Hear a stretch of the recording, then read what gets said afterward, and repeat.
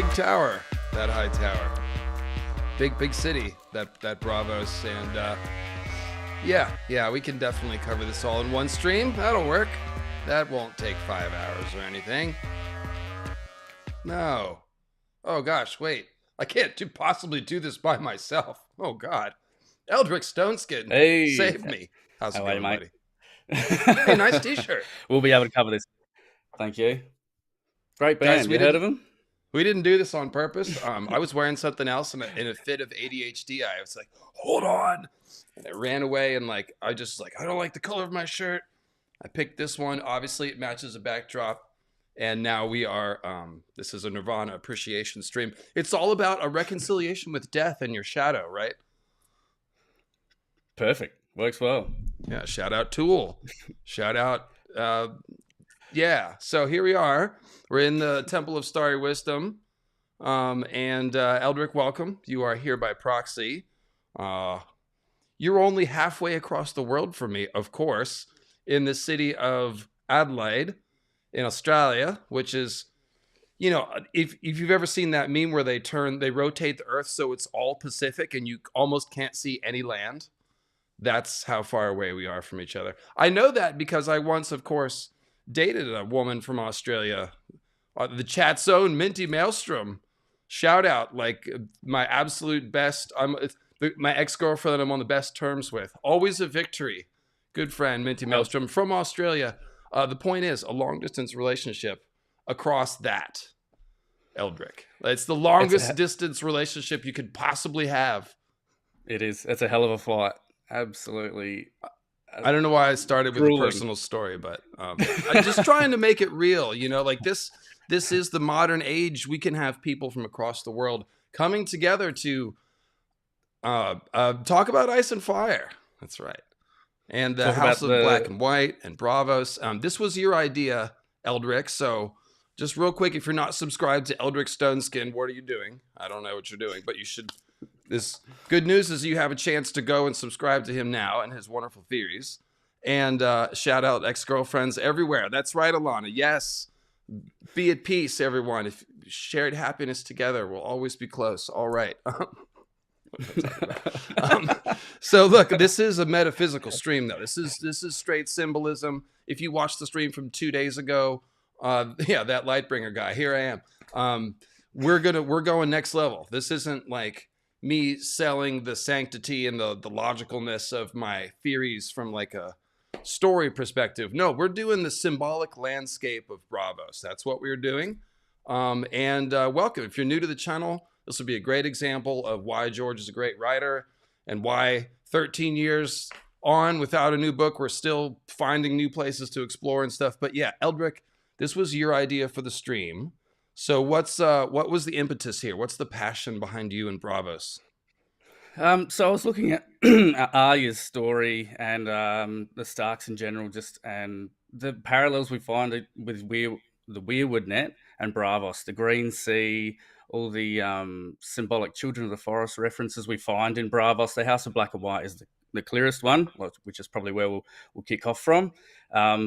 And even down to the Titan of Braavos representing like a last hero figure who sought out the children. So thought we could talk about this. There's plenty of symbolism, like David said. We'll be able to cover this in one live stream, no worries. Not a lot to talk about. Maybe half hour easy. We should get going pretty shortly. 45 tops. Yeah. So shout out to the cannibal in the chat. He says, thank you for the video about me. You're welcome. It was a pleasure to study your lineage and all that stuff. So love that. Always love the what do you call them? I don't know. When people from Ice and Fire become accounts, always fun. So as you said, yeah, I guess that's the place to start. Like House of Black and White, I think most people, this is one of those ones where like, if you only know a little symbolism, you probably have caught on to the idea that the House of Black and White has parallels to Bloodraven's Cave, and Arya and Bran's experience are very similar. Of course, the kindly old man looks a lot like Bloodraven. They've got the weirwood doors. She's drinking milk, kind of like Bran's weirwood paste. It's on and on and on. We're going to explore that and show you some new stuff that you don't know about that. But that is kind of like where this starts. However, the entire city of Braavos is really participating in the same grand metaphor. And it's really those three pieces: the House of Black and White, the network of Canals, which is a green sea network, and the Titan himself as the last hero. So that's, and then Arya navigating the landscape. So that's kind of the thing. But there's also like the Sea Lord statues, and there's the courtesans. There's the other gods and temples. So there's a lot to talk about, and this really is a symbolic landscape. It's a fun thing where George was already 3 books into the series. We had never been to Braavos, and he got to start fresh and create an entire landscape of symbolism, whole cloth, and it's really well integrated, and it'd be a lot of fun to talk about, I think. It's also a good example of how George likes to create new things. He's just a creative soul. He needs, as soon as he gets an opportunity to open up on something, he just writes chapters and chapters full of this stuff, and he's really is that creative type. And that's another reason why the Winds is taking so long, because if you are those creative types, you can't just sit down and force it. It needs to come to you. And you can see with Braavos, it just came to him in spades. You can just see him just typing away like a storm on this. Like, yeah, he's in his element. You know what George should do is he should take a trip to Australia and visit all of you incredible YouTubers in Australia. Shout out to Glidus and Old Shift, and like have a near-death experience with a giant spider or a crocodile or something, and just like reset the whole. Be like, oh man, I'm thankful to be alive. I'm going to finish the books. I don't know. Okay, that's enough BSing. But here's so mythic concepts, guys. We're going to be going through. These are the things that we're going to be seeing in Braavos, and so I just want to quickly highlight them so I don't have to explain them as we go. The Green Sea. Shout out to Ravenous Reader, who discovered this. But of course, the Green Sea, quote unquote, is a metaphorical sea where the Green Seers swim. And the idea here is that the sea has always been used as a metaphor for the unconscious, the unknown, the void, the cosmic womb. Space is like an ocean of darkness. This is very classic and universal mythical archetype stuff. And so in Ice and Fire, the Green Seers are on this, they're in this bardo realm in between life and death. Just like Odin hanging on Yggdrasil, hovering between life and death, they sort of cross over back and forth. So they are very much in between in the classic shamanic sense, where a shaman is a walker between worlds. That's what the Green Seers are. And so that other world that they go to, that's the Green Sea. It's the astral realm. That's what it is. And so it's all anchored to the word weir, as Ravenous Reader discovered. It's not just the pun of the Green Seers, a green sea, they're swimming in the Green Sea. A weir, of course, as anybody from Europe will probably know, where they still use the word more commonly. Also in Australia. We have weirs. Yeah, I was about to say there's weirs everywhere. Yep. Yeah, of course, you are really Britain. You're owned by the Queen, so I mean, you know. Pretty much. So, legal technicality. I mean, in any case, a weir is a sort of wooden meshwork that spans a river or a stream. Sometimes it's a circular enclosure. The idea is that it traps bigger fish and regulates the flow of the water. So it's not a full dam, but it looks kind of like a dam. And you see people walking out on the weir and fishing from the weir, or putting little baskets and trapping the fish and all kinds of things. So the idea of a weir is it's a wooden structure, a bridge-like thing that spans a river and regulates the flow of the river and scoops fish out of the river. So the weirwoods regulate the flow of the river of time, and Bloodraven uses that metaphor exactly, right? Time is like a river, and men are always caught in its flow, but the weirwoods, are outside of that flow, and they live forever. And essentially, when a green seer gets, they also keep silt out of the water. That's always good to keep that silt out, Kim. And remind me, Eldrick, in a second to check on my super chats. There were a couple that came in. So the weirwoods regulate the river of time. Now the green seers are like fish, so they're trapped in the flow of the river, meaning they can't go outside of time until they get caught in the wooden meshwork of the weir. And Bloodraven is literally, and Bran, they're literally in these weirwood nests with the roots pinioning them, just like a fish caught in a weir trap. So now they've been scooped out of the river of time, and they can see the whole river because they're like up in a tree and you can see the whole river. You can see forward and back the whole course of time. So that's the metaphor. And in Braavos, the canals are a great version of this green sea. We've seen like the green fork of the trident, where Catelyn's body is thrown. That's a weirwood death. But in Braavos, the canals are great because they literally are a network, right? Aren't they? They are, and they're described as being literally green water as well. And going back to that weir reference and the catching of the fish, often we'll see green sea is referred to symbolically as mermaids for that very reason. They're sort of fish men that can, or fish women that can get caught in the weir. And then, yeah, and even just the roots of the tree and being pinioned in them, the roots almost act like that net, and they're sort of pinned in that net using the weirwood net. Yeah, it's all very clever interconnecting wordplay that George has used, and that mermaid stuff, you'll see a lot of that come out as well as we just go through this. Merman. And of course, the word garth is also caught up in this because a fishing weir can also be called a fish garth for whatever reason. And of course, Garth the Green, he is the lord of the weirwood trees, and so. Yeah, so it's all tied in. I don't want to get too lost in that, but we'll see. It's the green sea. That's the main thing. The divided weirwood net is something we're going to see here. And this is kind of like, just think about Westeros. We've got the green lands of the living. We've got the wall bifurcating it. And the Night's Watch manning the wall. And on the other side, the dead things, the whites and the others, and the wildlings who have been otherized. Okay, and so that appears to be a metaphor for the weirwood net. So if it's a green sea, the astral realm, the green sea is actually only half of it. That's where the green seers live. That's the warm half of the sea. There is another half, which is frozen. And the others are extensively tied to this metaphor of the cold pond, the icy pond, the cracking of the ice on a winter lake. And as one of my favorite mythological discoveries was the idea that in Dante's Inferno, Lucifer is a dragon with his feet frozen in a lake inside the ninth circle of hell. And so the idea of the cracking of this lake, it's like Lucifer breaking out of the lake at the end times. And so when the others speak, they are literally evoking that imagery of the devil, quote unquote, or, some monster or something breaking out. And of course, Lucifer is a dragon. So it gets into Azor High being the father of the others and stuff like that. But yes, the bifurcated weirwood net. Think about the cold frozen pond that belongs to the others, the warm green sea. And so on the black and white, we see that. It's not just the white weirwood. We also have the black ebony, and so that's the dichotomy. You were talking about, Eldrick, how George uses both purple and gray to show the in-between. So purple's in between red and blue, and gray in between black and white.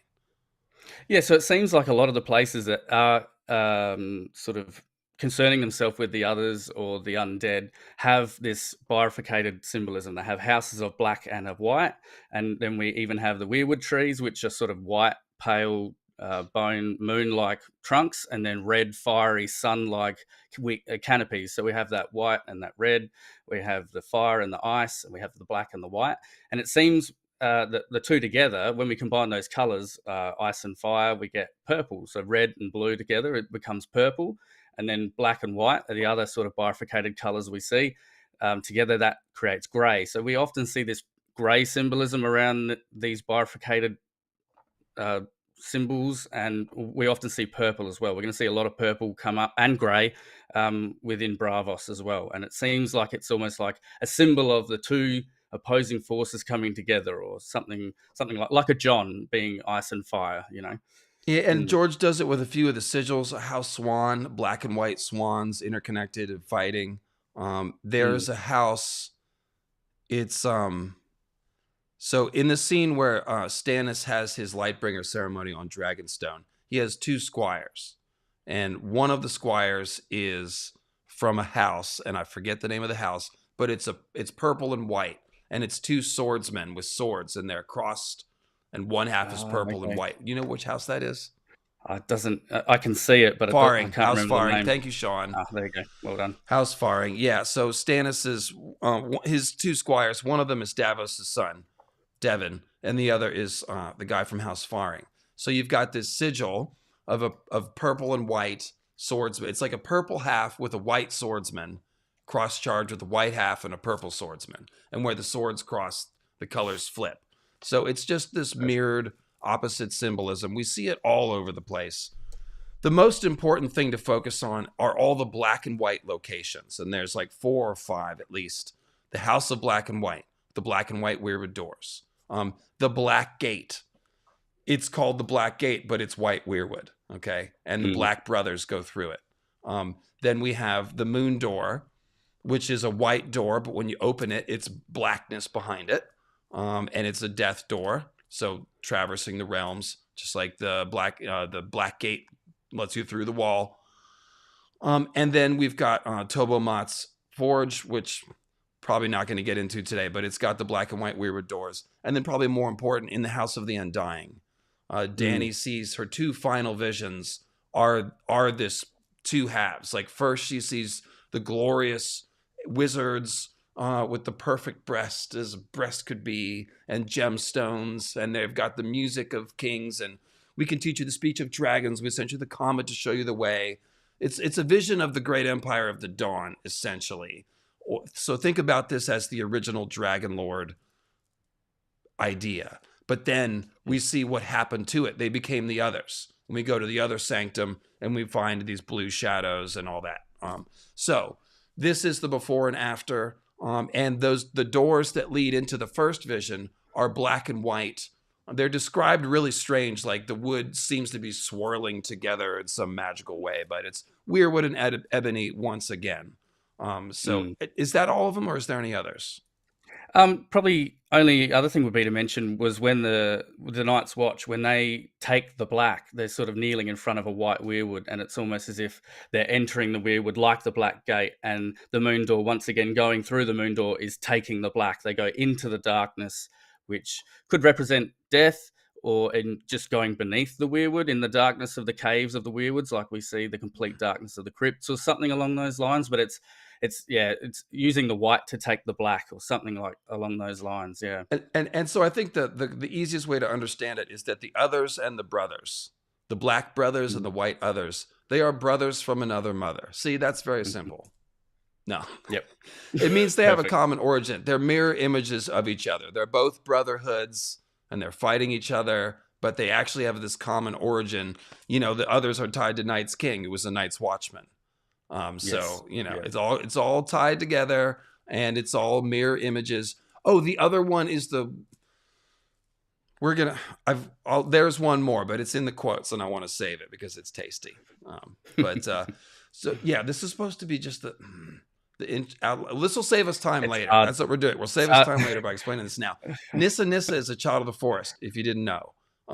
All the people that parallel Nissa have this consistent set of symbols that give us this idea. So a lot of them are cat women. The children of the forest have cat eyes. So Arya's cat of the canals. Catelyn is cat. Sansa has cat's eyes, says Peter. Like he's saying, oh, you have your mother's eyes, but it's putting a flag on the cat's eyes metaphor. Cersei is a Nissa character. She's a lioness. Yeah. There's Tiger Woman. There's more. But yes, that's one part. A lot of the Nissa figures are squirrel women. Fewer of them, but some of them, or tree women of some kind. Arya with the oak dress is the best. She's called the skinny squirrel, wearing a dress of acorn and oak leaves. Eating the golden squirrel as well. And then some of them are ash tree women. So there's Asha and Ashes. One of the child of the forest name is actually Ash, or nicknamed Ash. There's Rowan, the wildling, when a Rowan is also called Mountain Ash. And all of that is about Yggdrasil, which is an ash tree. And the weirwood is the ice and fire version of Yggdrasil. So Melisandre of Ashai also. So all of these Nissa women, they're tied to ash trees, cats, squirrels, and mermaids. Like you said, many of them are mermaids because if Nissa is a child of the forest, then she lives in the Green Sea. All the children of the forest are tied to the Green Sea. And so Daenerys has extensive mermaid symbolism as she is going through the great green grass Dothraki Sea. So it's a sea made of plants and it's green. It's a great version of the metaphor. That's a great one. Yeah, that's really well done. A few others would be the Grey King taking his mermaid wife, and Durin Godsgrief taking a mermaid to wife. Even Ned Stark taking Catelyn, who's a symbolic The mermaid, Tully, to the wife. fish woman. You know, Indeed. yeah, yep. So there's Shout out to all the a lot of mermaids in the chat. I know some of y'all, I know all y'all love mermaids, and some of y'all be actually mermaiding with the tails and all that, which is kind of that dope, is to be cool. honest. That is cool. Yeah, Yeah, it's pretty freaking cool. So I think you probably get some really good abs from doing that. you would Yeah. absolutely. It's like the hardest, like the breaststroke kind of, right? Not the breaststroke. What's the one where you the butterfly? Yeah. Butterfly. Yeah, Yeah. butterfly. Ugh. All right. Mermaid abs. Yes. Okay. Good ass also. Alona reports. Confirmed. That's cool. Aquapunk aesthetic. All right. Yes. Love it. Love you, chat. Thank you. Shout out to the chat. Khaleesi. Yeah, she's the Khaleesi of the grass sea, and her horse is the color of a winter sea. So she has a sea horse to get around the grass sea. It's great. But the thing is, Yggdrasil is Odin's horse because it's a gallows tree, and the gallows are called the horse of the hanged. Yggdrasil literally translates to Odin's horse. So think about Yggdrasil or the weirwood tree. It's like a horse that the Green Seer rides into the other realms. And that's similar to Odin's myth about Sleipnir, an 8-legged horse that he rides through the 9 realms. Yggdrasil is also a horse that gives Odin access to all the 9 realms, which are tied to Yggdrasil. There's a lot of horse metaphors for the weirwoods too. I don't think that's going to come into play. Go ahead. Sorry, mate. Even Danny's horse is silver. He's got that silver and horse, gray, right? And it's supposed to be gray. And Drogo, he's on a smoky stallion in the pyre. So that's it's made of ash, and it's gray, and it's a horse. And then it's like a smoke column, like a tree. So that Khaleesi that's a good find, actually. Like the Khal of the sea, the king of the sea, or the queen of the sea, the ruler of the sea. Like, well, the root of it is Kali, the goddess Kali. Or Kali. I always say Kali. Yeah, it's Kali. That's how you actually say it, because Indiana Jones movies ruined me.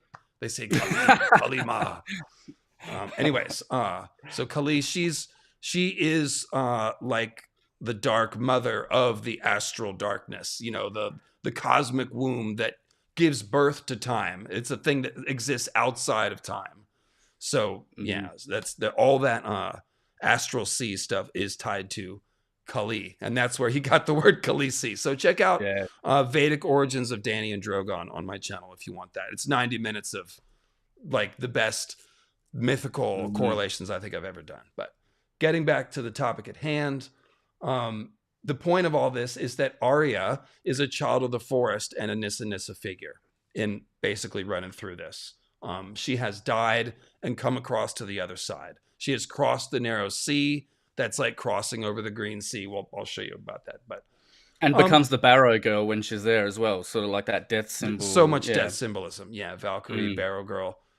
We're doing the whole stream right now, Eldrick. We don't even need the notes. We didn't need the notes. We just can do this. All right. So the last hero is a child probably of Knights, King, and Queen. This is the idea that there was a baby rescued from them or saved from them. So last hero, like Jon, for example, he's got heavy last hero symbolism. His parents are Lyanna and Rhaegar. There, it's a Knight's Queen and King symbol. Arya is the last hero here, and her parents are effectively a King of Winter and Lady Stoneheart, who's a Corpse Queen. So King of Winter, Corpse Queen, that checks out. And the Titan himself is a symbol of the last hero. And Arya is on a ship called the Titan's Daughter. Okay, the Titan is actually... Yeah, he might be more like Azor Ahai, but Azor Ahai last hero, it just seems to be like a repeating pattern or lineage.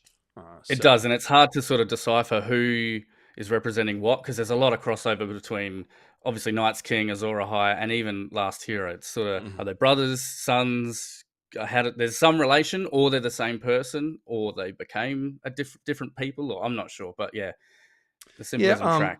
Yeah, so and Lyanna does a similar thing where she becomes the Knight of the Laughing Tree. So she like symbolically dies, disappears, and becomes this weirwood killer. That's what Arya is doing. She's becoming a a killer that comes out of this weirwood temple. So giving people that red smile as well. Yeah. Then we laugh. And then the last thing we'll be seeing a lot here is this dragon in the tree idea.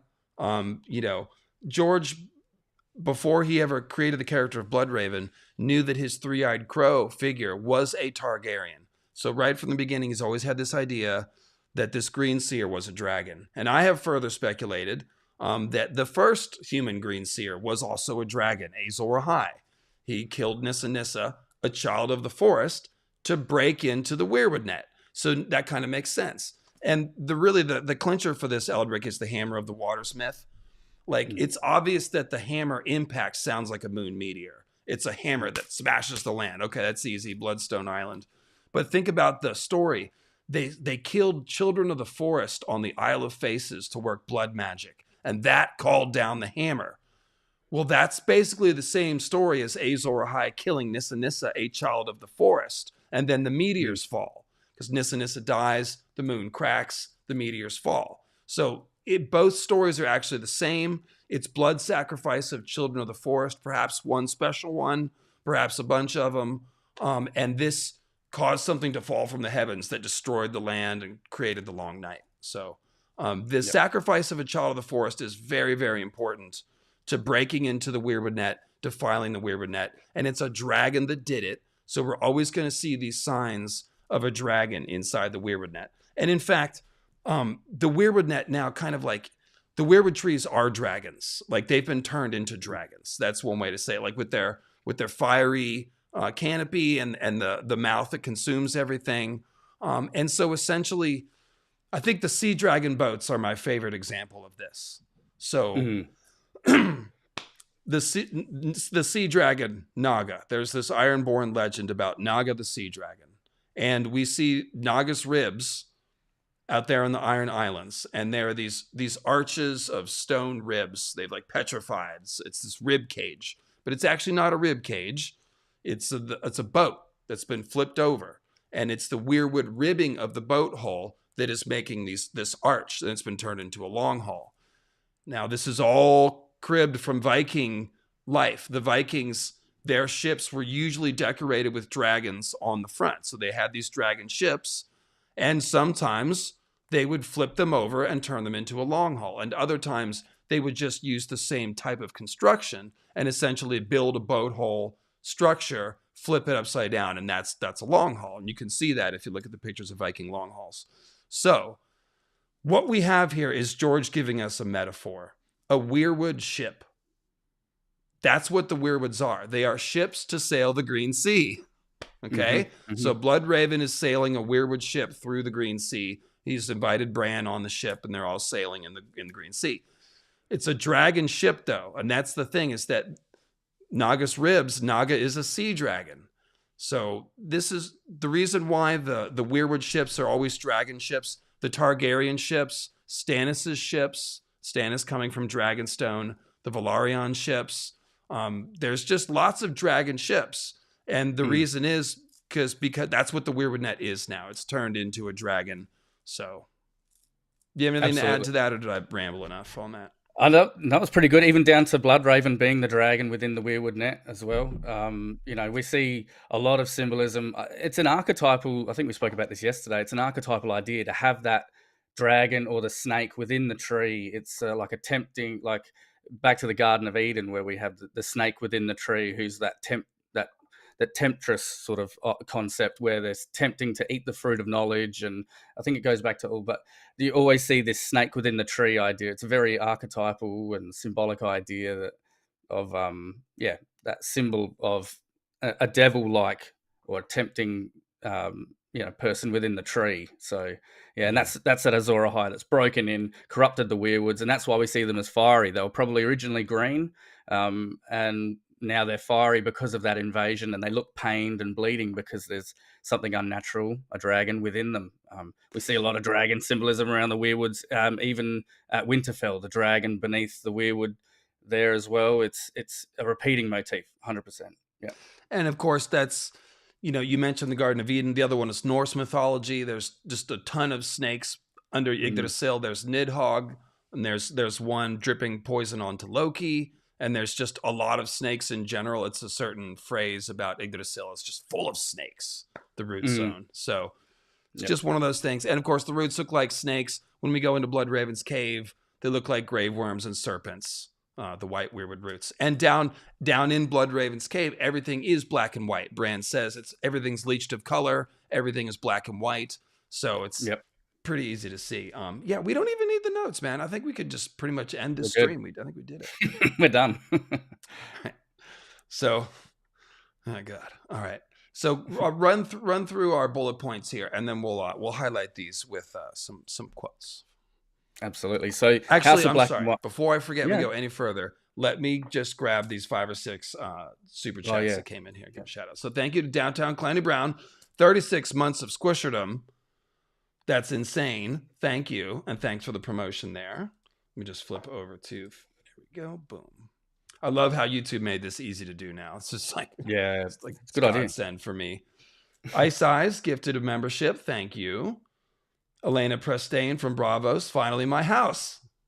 Braavos, yes, indeed. And welcome to Squisher Nerdo. Okay, very good. Thanks, folks. And if you do have a topical question and you want to cut in or add something, and you think we missed something, you can donate to the program with a super chat and get a highlighted message, and that's a cool thing to do. We'll go, oh, thank you very much. I need to go back to having buzzer sounds. I think I was doing better when I had the theremin happening. Okay, so yeah, take it away.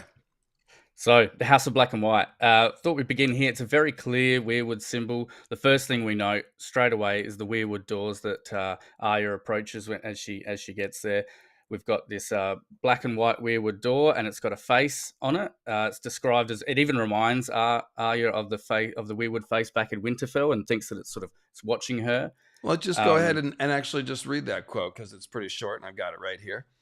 Yep. On their left appeared a rocky knoll with a windowless temple of dark gray stone at its top. A flight of stone steps led from its doors down to a covered dock. The dock was shadowed, the steps steep. The temple's black tile roof came to a sharp peak, like the houses along the canals. At the top, she found a set of carved wooden doors 12 feet high. So think of the last hero's dozen. There's a 12 for you. The left-hand door was made of weirwood pale as bone, the right of gleaming ebony. In their center was a carved moon face, ebony on the weirwood side and weirwood on the ebony. The look of it reminded her somehow of the heart tree in the Godswood at Winterfell. The doors are watching me, she thought. She pushed upon both doors at once with the flat of her gloved hands, but neither one would budge, locked and barred. Let me in, you stupid, she said. I crossed the narrow sea. And of course, she actually says Valar Dohaeris and opens the door, which is comparable to the Black Gate, which only opens when you recite the magic words. And there's more quotes about Arya having magic. He said her magic words were cockles, mussels, and clams. So she's walking around with magic words. And no, why does my screen say loading Amazon Alexa? This is not good. Don't do that. Stop. Okay, we're good. Okay, I think I'm safe. All right. Yeah, weirwood doors. So there it is. She's going in. It is House of Black and White. Like I said, very comparable to the Black Gate, opening with the passcode. Which, of course, is let me in, you stupid. Those are the original Night's Watch vows. The first ones. Let me in, you stupid. River Mistface says the colors of the Knights Templar were red, black, and white. Many Masonic lodges have checkered black and white floors to rep Solomon's temple. Oh, that is interesting. Because, of course, the heart of all that stuff is a lot of alchemy and transformation stuff. I was about to say those are alchemical colors for sure. Yep. Yeah. Mm-hmm. Yep. So the door, that's the door. And of course, there's chairs too that mimic that. Carry on. Yeah. I think we drew the comparison over to Bloodraven's cave. We mentioned that we have black soil and white roots, and they're being leached of color within the cave with Bloodraven. But even down to the fact that the House of Black and White is essentially a cave system as well. We find out as Arya goes beneath the temple. She notes that there's tunnel systems full of bones and lined with bones and skulls, which is exactly what we see in Bloodraven's cave, tunnels lined with bones and skulls. And then, as she ventures down to the sanctum, the Hall of Faces, she mentions that she thinks that this probably goes all the way down to the center of the earth. She's sort of counting the steps and thinking this goes forever, which is something we also hear about the weirwood cave systems of the children too. So while it probably doesn't go down forever, it's probably just drawing that connection to, we should be thinking of this as a weirwood cave of the children. So Sword of the Evening has a great catch. She brings up the Checky River. Oh, yeah. Because remember, Yeah. it was dammed up with a weir that was used to irrigate a network of canals, which is the same thing we're seeing in Braavos. It's the weirwood network as a canals and tied to a weir that they're fighting over. So then they have the fight in the stream at the end of the story. But yeah, the Checky water. So it's the checkerboard. That's cool. That's perfect. Well done. Keep going. So next thing we get down to the Checking sanctum yourself before you're wrecking yourself. Riggedy. Okay, sorry, Albert, go ahead. That is good. So when we get down to the sanctum, the Hall of Faces, Arya enters and she notes that she sort of sees the faces, the eyes of the faces following her as she passes, and she notes that she sees the lips of the faces also moving as if they're trying to talk, which is yet again another direct reference to Bran's experience in the cave, where he sees the green seers, the children of the forest, strapped up to the weirwood, and their eyes tend to follow the torch as he passes, and their lips tend to try and move as well. He notes that it looks like they're trying to talk. And once again, drawing it back to weirwood cave systems, it also sounds very much like the Crypts of Winterfell when Bran or someone passes, and that the eyes seem to follow the light as they walk by. So we have all these faces in weirwood cave systems, and this is yet another one just to really suggest this as potentially an old cave of the children or just a symbolic one. It's not particularly clear. I'm undecided on that, but it's interesting either way. And then I added this in. Winterfell is very much included in this three-way parallel. We've already there's extensive connections between Winterfell's cave and Bloodraven's cave. You know, they've got people down on thrones in Winterfell, and the lowest levels could even have weirwood thrones. Both of us think there are. And yeah, it's so some of the parallels there. Well, Arya just compares this to Winterfell a lot when she's in the House of Black and White. That's the first thing. But she, the doors she compared to it. And what was the other thing you were just talking about? The eyes that follow you. The Kings of Winter, they're the same thing. The eyes follow you when you walk by. So, and they are. It's a hall of faces as well. So, Yep. And even down to, speaking of the faces, when we consider that the House of Black and White is located on an island in the middle of the green sea of Braavos, this is technically an Isle of Faces, really. So we're once again getting back to the God's Eye, the Isle of Faces, the weirwood systems, the children. This is definitely what George is alluding to here. And then they have the Isle of the Gods, the God's Isle. God's Isle, yeah. God's Eye. Yeah, he's really good at that stuff. He's so good at wordplay. Just color. It's all just color. No, it's just color. Just having a lark. And then we move on to the Waif, who is a very clear child of the forest as well. When we're introduced to her, Arya notes that she has really large eyes. I think we might have a quote. We've got the quotes. Yeah, just breeze through these real quick. Yeah. Yep. And she's a smaller childlike, she has these big eyes, and she's working in this cave system. She sleeps beneath the temple like a child of the forest. That's where they all live, all the whoever's working at the House in Black and White.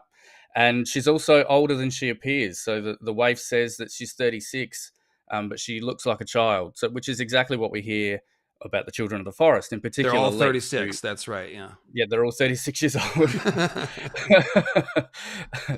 But yeah, the children they're very old children. Yes, of course. Yeah. With big eyes. Yes. They live in caves, and it's pretty good stuff. Also, the Waif is like that because she was poisoned, and that is a hint about the weirwood net being poisoned, and it's like that because it was poisoned.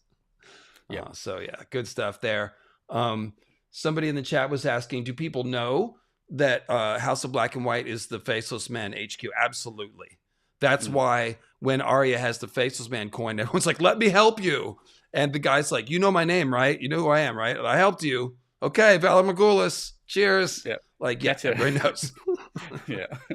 People know where to go. If you need to hire one, you go there. So, the story about the Waif, which we don't know how true it is, but she talks about, her father found out she was poisoned by her stepmother and went to the House of Black and White and offered everything he had for a killing. So that's what you do. Yes.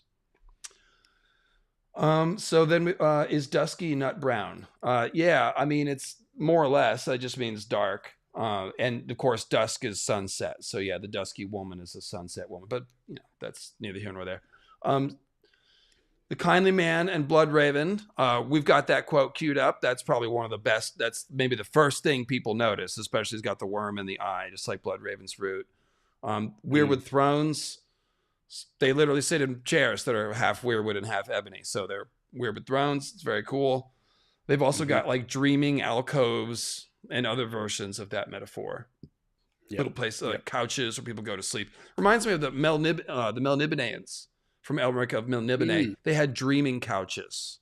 They were way into drugs, the Melniboneans. So they would just be on drugs and see visions and, sounds like basically opium den dragon lords. Yeah, pretty cool concept, honestly. But it's good. It's good. They did deserve to die, though, and I hope they rot in hell. Anyway, Arya is taught skin changing here. This is she skin changes the cat as a way of figuring out the Kindly Man's hitting her. So they seem to be encouraging her gifts. Also, Bran's third eye opens in the dark. So Arya going blind, that's when she skin changes the cat. She's actively skin changing Nymeria this whole time, but seems to grow more conscious of it over time. So just like Bran is learning down in the cave. The intelligence network, that was a cool thing that you added to this. So explain that. Yeah, so the Kindly Man in Arya's training asks her to go out and learn 3 new things each day and report back to him and tell him things that she knows. And which essentially what they're doing is running an intelligence network, which is what the weirwoods essentially are. They're gathering information, and it's just essentially paralleling the weirwoods yet again through this intelligence network that they're operating. It's a very similar concept. Yeah, and also like Bran's in the darkness and he can't see. They put out the lights, and he's like, "Darkness will be your mother's milk." Arya is given milk and that is put into the darkness. So it's like, it's just such a tight parallel. And then Bran has the white weirwood paste. It's milk-like. It's in a bowl like cereal. So it's, Yeah. And so I've suggested, I'm not even sure if this is, I've just theorized that potentially the first Faceless Men who learnt this sort of, maybe they learnt this sort of stuff from the Children of the Forest originally down in the caves beneath the 14 Flames. Maybe they encountered a child of the forest down there or something to gain this magic. It seems so heavily tied to the weirwoods and the Children of the Forest that it almost seems suggested they've learnt this from them, or it's just a symbolic parallel. But so this is where I use the symbolism to hide from having a real theory about this. I don't know. I don't know what's happening there. Yeah. I think what's happening is we have to remember that magic in this world doesn't belong to anyone. Even though the R'hllorys are the fire magic people, Valerians use fire magic, and woods witches see visions in the flames too.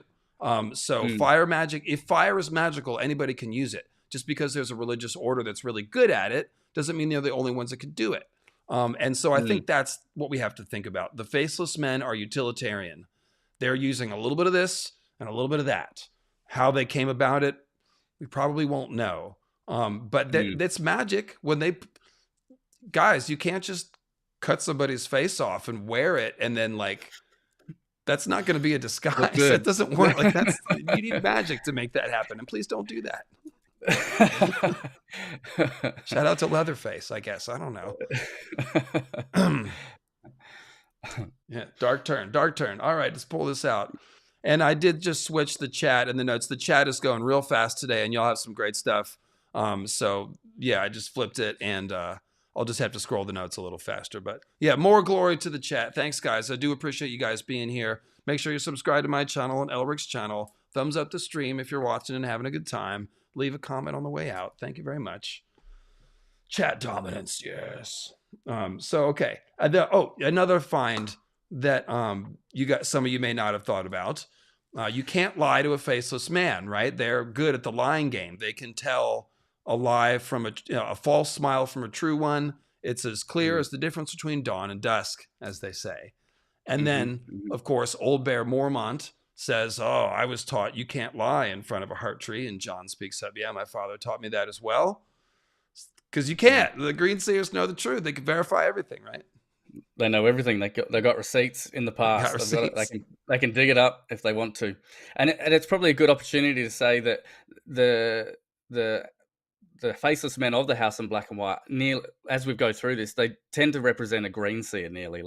So green seers can wear different faces of the different trees. They can sort of, which just like a faceless man can wear different faces. They run this intelligence network. They sit in weirwood thrones behind a weirwood door. It's almost like these faceless men are green seer parallels, just like the kindly man paralleling the green seer. Him of many faces. That's Bloodraven. He wears many faces, 1,000 eyes in one, 1,000 faces in one. Like it's the same stuff. Yeah, it's exactly. Yep. He even calls the old gods nameless and faceless twice in the first couple of chapters. Yep. So the faceless gods of the weirwood. Yep. And I think that facelessness of the weirwoods comes down to that hive mind that exists within the weirwood. As soon as you become part of that hive mind, your spirit enters, you become almost faceless. You become part of this hive mind and become faceless as you join that group, I guess, is probably one way to put it. Right. You become no one. You give away. That's maybe where we should have started with. You give up your identity to become a faceless man. He says he'll take everything. It's the same thing with Bran. You give up everything to become a green seer. So you got to go live in a cave of bones. Probably doesn't smell good down there. I've never thought about the smell in Bloodraven's cave. It's not how well ventilated is it really? It wouldn't be ideal. The first thing I would get there would be like, oh, we're going to need an oscillating fan or something in here. I love fans. I always need the air moving, window open. I hate stale air. It's the worst. Same. Yep, absolutely. Dead things everywhere. Oh god. Maybe the elves have incense and stuff. The faceless men have an incense burning in the House of Black and White that reminds Arya of who she is, and so she's good. It smells like pine needles in here. They got those little pine trees hanging up all around the place. Well, and George puts a lot of Catholicism in Ice and Fire because he was raised Catholic, and there's nothing a Catholic priest likes better than swinging an incense burner. So maybe that's a scene that was cut out of Dance. It just didn't have time. It was full. One of the children of the forest coming through with a little skull. It'd be a skull with incense. Chain. Yeah. That looks sick. We're cooking. We're cooking, Eldrick. We're cooking. All right. So the front door. So here's the Black Gate quote. The main thing is, like I said, it wasn't black at all. It was white weirwood, and there was a face on it. A glow came from the wood like milk and moonlight, so faint it scarcely seemed to touch anything beyond the door, blah, blah. The face was old and pale, wrinkled and shrunken. It looked dead. Its mouth was closed, and its cheeks were sunk, and its brow withered, its chin sagging. If a man could live for 1,000 years and never die, but just grow older, his face might come to look like that. And, of course, the correlation here is the Grey King, who literally lived 1,000 years and 7 and turned gray, and just sort of, never died. He lived super old. Then he walked into the sea, which is going into the weirwood net. Yeah, that's right. So this is just another clue that Grey King petrified on his throne and turned into a weird statue. That could be how you get a Blackgate face, maybe. We don't know what the Blackgate is really, so it's hard to say. But it is absolutely. So that's the quote there. Then this is the other black and white door, and it's a very important one, and it's the Winterfell heart tree coupled with the pond. So ripples were running across the surface of the water when they arrived, making the reflection of the weirwood shimmer and dance. And the dancing is important because Arya is dancing in the weirwood branches, and the warriors of the children are called the wood dancers. So she is a water dancer, and she talks about water dancing in the kingdom of the leaves. So there's the mermaid, green sea, dancing on the waters. The moon dances on the waters, meaning it's reflecting on the waters, and that's what the weirwood is doing here. Its reflection is on the water, and it is shimmering and dancing. And then, similar scene in Bran's weirwood vision, At the heart of the God's Wood, the great white weirwood brooded over its reflection in the black pool. So it's looking at itself in the black pool. So you got to think, it's like a black mirror. Shout out to Mesoamerican shamanism and the obsidian mirrors that are the inspiration for the obsidian glass candles. We're peering into the black mirror and looking at our reflection. So the white tree is going to be like a black tree upside down in the pond. And it's a cold pond, too. Mm, mm. And you've got that black and white weirwood face, then having the two faces, which is exactly what we see on the doors again. So Winterfell, more, Right. yeah. So it's just another version. And then, of course, we see that the pond is a portal as Osha explodes up out of the pool with a great splash, because the shimmering and dancing is her surfacing. And then they talk about how it might not have a bottom. That compares to the womb of the world, which is another black lake that they say has no bottom. And Dany goes into that pond like Osha. And as Dany goes in, of course, you'll remember the moon is reflecting on the waters. Its twin is on the water. So weirwood faces glow like milk and moonlight. So one scene, got a weirwood looking at its reflection on the water. And in the other, we've got the moon looking at its reflection on the water as these women go in and out and do pregnancy, birthing symbolism. Yep. Bran's vision, which your friend has illustrated. Shout him out. I'll pull the art up. I think I have it handy right on my drive. Yeah, so a good mate of mine, we've been friends for a long time. He was drummer in my band. He's helped me record all the music for the channel and just performed and done stuff forever. He used to draw in high school, and he's recently just bought one of those new iPads you can sort of draw digital art on. And I asked him to draw the final scene that Bran sees in his weirwood vision, where we see the white-haired woman with her sickle blade sacrificing someone to the weirwood, because it's never been illustrated. I haven't been able to find anything, and this is what he drew. Pretty impressed. I think it looks great. I used it in my most recent video. Absolutely amazing. And there's two visions. I just crossed a wire a little bit. There's one vision where he sees a pregnant woman come out of the pond and ask for vengeance. Okay. And then he also sees this captive sacrificed in front of the pond and tastes the blood. And those are the last two visions, I think. So we can talk about what the visions are specifically. And I'll just see the compliments coming in. Yeah, see, everyone's, awesome. Completely awesome. Yeah, he did a good job. This is in, of course, Eldric's new video. If you want to see this art and a couple of other works, Night's Queen and the King of Winter, by your bandmate, then check out MC Illustrations. Check out your new video on the Eldric Stoneskin channel, and you can see the artwork because he custom made it for that video. Yeah, thanks, mate. Yeah, appreciate it. So the pregnant woman coming out of the pond, it's kind of parallel to Osha coming out, Dany pregnant going in and out of the womb of the world. And some sort of archetypal scene here about a pregnant moon maiden going in and out of the pond. I think that is complemented by moon objects falling into the black water. We see a lot of that. Moon meteors and swords and dragons going in the water and coming out. All of that stuff is going in and out of the weirwood net. So we'll talk about that as it comes up in the quotes. But that's the reflective, the heart tree at Winterfell. The moon door I mentioned. When you open the moon door, it's got the heavy bronze bars, which is cool. Shout out to the Bronze Titan and the First Men. And anytime you see bronze, just think First Men and old, absolutely. Dawn Age. Beyond was the emptiness of the night sky, speckled with cold, uncaring stars. That, of course, is a clue about the others being on that cold, frozen side of the weirwood net. You go through the moon door and you die. So that's the death realm on the other side. And what's looking back at us is the eyes of the others. That makes sense. Yeah, that does. Yep. So, the carved tunnels, as we mentioned. Go ahead and dive into these quotes here and highlight the good stuff. Yeah, so the knoll on which the temple stood was honeycombed with passageways hewn from the rock. The priests and the acolytes had their sleeping cells on the first level, Arya and the servants on the second.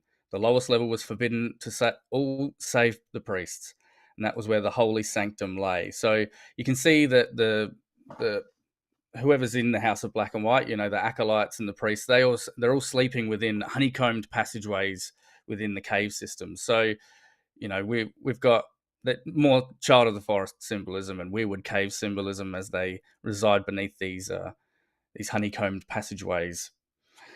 Yes. So the chat is fleshing out some of the things I was saying and sort of missed. Lich the Arsum says, I also feel like pregnancy is strongly linked to portals. Birthing is bringing forth life through a portal. Exactly. That's why I mentioned the cosmic womb. It's the void. Everything comes from the void. That's where everything's born from. So yes, that is exactly the idea. And that is why we see, the Ironborn talk about when the moon has drowned and come and risen again or come again or whatever, then we'll make a new king. So yeah, the Nissa is the moon. She's the moon figure. She's the one who dies and goes into the weirwood net and seems to come back out, or her children come back out. So yes, birthing and portals is exactly what we're talking about.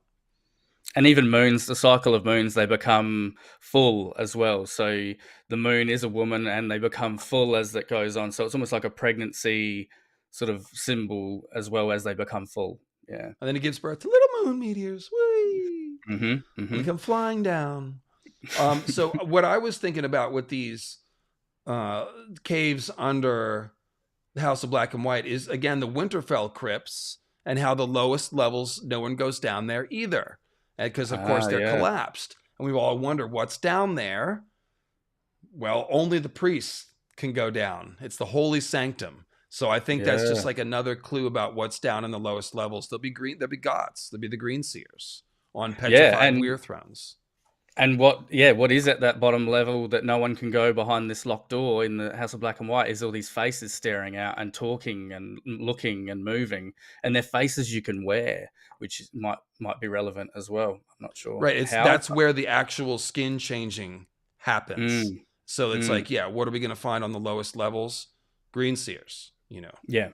Yeah. So, very cool. And of course, what's down in Bloodraven's cave? You know, rows of green seers on thrones, just like the Kings of Winter. So this is really strong. I'm pretty convinced that's what we're going to find down there is petrified, statued green seers, the original source of the idea of the statued King of Winter. So, and then Grey King turning into a statue after 1,000 years. Same friggin' idea.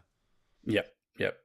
And we'll see more of it as we get onto the Titan as well. I think that last hero being a Stark and being, I'm not sure who's down in the bottom of the crypts, but it would have to be one of the first Kings of Winter, whether that's Bran the Builder or the last hero, or there's someone, one of those would be down there. At least a relative of the last hero, I would have thought. So Giselle of Dragonstone is asking about the whispers. So whispering is a big weirwood metaphor. That's the voice of the gods. As Osha, the wildling, tells Bran, the rustling, whispering of the leaves, that's the gods talking. And in fact, when Bran tries to talk to Theon, he is able to whisper Theon's name, or at least Theon feels like he hears that. So the whispering wood, where we have all of Robb's wolfmen hiding under the leaves and then bursting out of the leaves and attacking, that's like a battle in the weirwood net. The Whispers has a weirwood castle at the end, and the whispering is it's dead heads talking. That's a call out to the Welsh myth of Bran the Blessed, by the way. But then what does Brienne say it actually is? Oh, it's the sea coming in and out of the caves. So it's the whispering of the sea, or the dead, one or the other, or maybe it's the dead in the sea. Both, that's right. Yeah, and the decapitated heads, which we see with the Starks as well. We see that with Ned. We see that with Robb. We see that Ned is a decapitator as well. So this decapitation idea and the head being removed and talking, that's a part of the Bran the Blessed myth. There's some idea tied up with the Starks in that as well, I think. So, and the head of the giant on top of Winterfell. Bran the Builder is probably like down there. You know, maybe he's the first or the second or something. Yeah. Yeah, exactly, Whitney. In House of the Dragon, right? Daemon Targaryen heard a whispered name, traitor. You know, that's canon. That's from the books. That's how they talk. And Daemon Daemon is that's a great comparison. Theon is not a green seer, but he's gone through enough like psychedelic experiences and identity destruction and reconstruction, and he's got this a very emotional tie to Bran and the Starks and Winterfell, and all of these things leave him in a position where Bran is able to communicate to him. Similar Mm. to Jaime having this crisis of conscience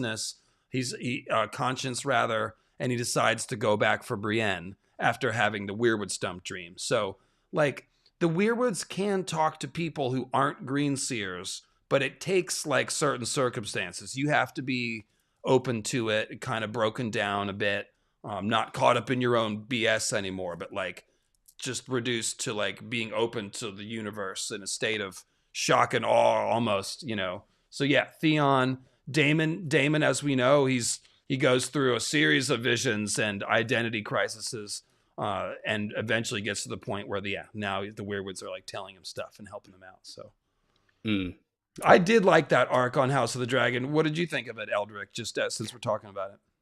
Yeah, I thought it was good. I thought it was a great season. I don't know why people hated on it so bad. It could have done with 2 more episodes, but I thought it was really good. I enjoyed it. I enjoyed most of what we watched. Yeah, I understand like wanting 2 more episodes, but yeah, I particularly thought the Damon Harrenhal stuff was really cool. They got into visual symbolism more than really Game of Thrones ever did. So absolutely, yeah, no, I did too. So when you smell our candles burning, and this is the old man talking, the kindly old man asking Arya, what does it make you think of, my child? Remember, these candles give people comfort as they're dying. So it's going to make you smell whatever is comfortable to you. So she thinks, Winterfell, she might have said. I smell snow and smoke and pine needles. I smell the stables. I smell Hodor laughing and Jon and Robb battling in the yard. That's not a smell. Like, so you see, these are memories that are being conjured. And Sansa's singing about some stupid lady fair. I smell the crypts where the stone kings sit. I smell hot bread baking. I smell the godswood. I smell my wolf. I smell her fur almost as if she were still beside me. So these candles, they kind of sound like glass candles almost. Like they're giving you dream visions and memories. And yeah, I don't know what's going on there, but the candles are in with the dreaming beds, aren't they? I think yes. in those dreaming alcoves. So yeah. And one thing that's interesting is that even Bran, so Arya's essentially becoming no one, so she can wear different faces and change different identities and change who she is. But she still has this scent in the House of Black and White that will remind her of who she is. It's almost like a grounding tactic to remember who they tell her. They want her to become no one, but it doesn't seem that way. You know what I mean? So if you're becoming no one, this grounding tactic of having this smell that reminds you of who you are is that might be a way to bring you back to your center. A bit like Bran, I've never thought about that. Yeah, even Bran, when he tastes his weirwood paste, it tastes like memories and it tastes like who he is. It's personal to him. So then when he goes into the Green Sea, this might be some sort of grounding tactic to remember, I am Bran Stark. This is who I am. I am Winterfell. I am the Godswood. All these memories. It's surely not a coincidence that a place that's so focused on erasing identity and memory has a candle that makes you think of like the core things of who you are. That's really interesting. That's a better way to say it, yeah. But that's even kind of like your weirwood, chewing the weirwood leaves makes you trip theory. Yeah. That's yours, right? No, or is that Michael's? Michael's got one about chewing them. I met you guys both around the same time, and you both are like a whole treasure box of brilliant theories. I was just like, who are these people? So, thanks, man. But shout out to Michael talks about stuff, obviously. If you haven't seen his channel, most of you have, but make sure you're subscribed. Check out my lore summits with Michael. Somebody asked if we're going to do another Elden Ring lore summit. No, that's all I got. That was 3 hours. You have been playing the game more though, so you might have a couple more things to add at some point. But yeah, I was thinking maybe I'd do a stream maybe with Michael, just and just talk about compare the weirwood and the Erd tree specifically, because that's a whole stream on its own, and that's cool. Yeah, potentially. I'm not sure. Maybe we'll do something like that in the future. But yeah, if you've never played the game, it's really hard to not sit through, but understand and grasp without actually diving. It's so deep, it's so convoluted. But So just quickly going back to the idea of remembering who you are and the smells and that. When Dany goes to the House of Undying as well, when she has that paste or that drink, that shade of the evening, she tastes things that remind her of who she is as well, this personal thing. And she has that before she goes into this psychedelic experience. So it's almost like another grounding tactic. And they are often saying to Dany, you need to remember who you are. So it's once again, it's more of that idea of the senses are what remind us of who we are. Even if we like a Bran or an Arya change bodies, we can still remember who we are through the senses, through memories, through smell, through potentially music, but that hasn't come up. I've never seen any symbolism for that. But well, there's a quote from George I read recently where he's talking about one of the things I'm playing with a lot in the books is identity, what makes somebody who they are. So I think this is that was my video. Yeah. So my latest video, the original Sin of the Starks, I talk about how the Starks often change identities, either literally or symbolically. And he's playing with the idea of identity with a house who can literally change their in your identity. video from a couple days ago. Yeah. Yeah. So yeah, I think there's more to the identity and the skin changing concept, and that's what that video is about with the Starks. Yeah, that body snatching concept and remembering who you are. I think these smells and the paste, having that grounding tactic of that smelling before you become no one, it might be a way to remember who you are, sort of thing. So very interesting. Very interesting. And so, and then just to go back to the weirwood leaf chewing, and Michael Talks just put out a video too. So yeah, fresh videos on Eldrick's channel and Michael's channel for you, as well as my stream from a couple days ago. But yeah, so Marwyn is chewing the weirwood. No, I'm sorry. He chews sour leaf, which are red leaves. Okay. But Michael Talks is saying it's not sour. He's actually chewing the weirwood leaves from the tree in the yard right outside. And maybe that has low level psychedelic effects. He said that before House of the Dragon season 2. Where Alice Rivers seems to have made a tea from weirwood leaves that gave Daemon trippy dreams. So, and even the weirwood paste is described as sour when he first tastes it. So it's almost that sour leaf. And there's blood in. Oh, sour. Yeah, okay, I got you. Shout out to the sour diesel I used to grow. And it could be there are veins of blood in the weirwood paste. Maybe those veins of blood are the leaves. Maybe there is leaves in there. Yeah, I would think the paste should be part Jojen and part weirwood substance. That's what I think. I agree with that. Yeah. Okay. Yeah. All right. So, and yeah, the leaves are red because they have blood in them. Just in case, like they literally. That's why she's like taking the hunk of leaves, Alice Rivers on the show, and it looks like a bloody heart or something as she's like schlocking it around in the different things. It's so. Yeah. Bran can taste the blood. They literally are trees full of blood. They bleed. That's actually blood. The leaves are full of blood. So they should, if blood has magical power, this is the Michael Talks theory. It's like chewing a weirwood leaf should do something, actually. Yeah, absolutely. Yeah. Woo! Man, there's so many leaves today. Okay. So. It's almost the type of cannibalism, really. If there's blood in the trees and we're eating the weirwood paste, it's almost cannibalism just through the leaves. You know what I mean? Cannibalism tea. It's a lot less, refreshing. Yeah, not everybody can just sink into somebody's forearm, but it's easier way. Easier way. Yeah, it's tea. Yeah, it's just like it's biting the hand. It's biting the red hand. Anyway.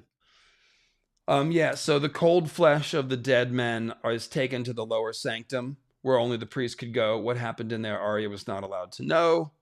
So yeah, just the dead going down to the bottom. Again, Winterfell, the cold dead down in the lowest levels. Her servant's garb was taken away, and she was given a robe to wear, a robe of black and white, as buttery soft as the old red blanket she'd once had at Winterfell. So just endless Winterfell comparisons all through here. I think that was the thing I was trying to highlight. Yep. So this is a quote here. I've turned it into bullet points, but this is actually just a straight text quote. I just made this bullet point so that we could see the different gods, but statues of them stood all along the walls, massive and threatening. Around their feet, red candles flickered as dim as distant stars. They're described as stars a bunch of times, so we should think about this as a place of starry wisdom, or, like I said, the astral realm of the Green Seers. It is like space. It's like the cosmic sea So you can see to the stars, you can see time, you can see the gods. That's what's in here, in Bloodraven's cave, in the weirwood realm, if you will. So that's what the entire House of Black and White is. This is like a visual depiction of inside of the weirwood net. Everything that's in the weirwood net is in here, right? Yeah. And that star reference we see around these statues, we'll see that a bunch of times as we move forward as well. Even down to Bloodraven, he has his eye is described as like the last burning coal. In a dying fire, yeah. Yeah, it might not have a direct star reference, but you'll see as we go through the Titan and the Sea Lords, this association with stars and statues. We see it a lot. Yeah. Yeah, the Titans got him too, right? So the nearest was a marble woman, 12 feet tall. Real tears were trickling from her eyes to fill the bowl she cradled in her arms. And let's see, and that's going to be the weeping woman. Okay.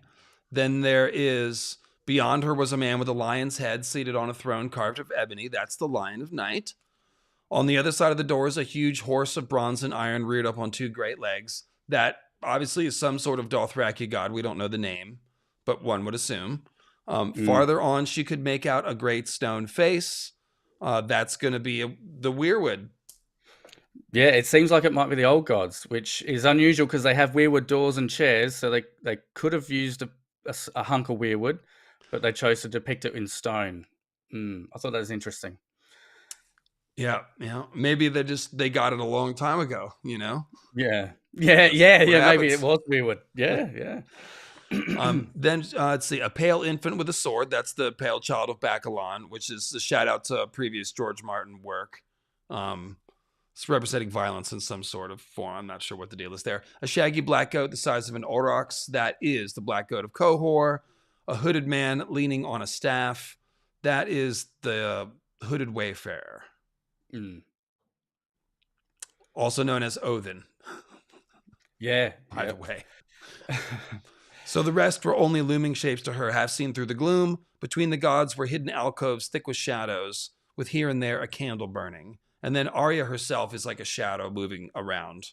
So Arya says, is he like the southern god, the one with 7 faces? 7? No. He has faces beyond count, little one, as many faces as there are stars in the sky. So again, 1,000 eyes in one, 1,000 stars, faces, star eyes, yeah. Many faces. You get the idea. They're watching you from everywhere. So in Braavos, men worship him as they will, but at the end of every road stands him of many faces, waiting. And then, here's another section where the gods are described. The weeping woman was the favorite of old women. Arya saw rich men preferred the Lion of Night.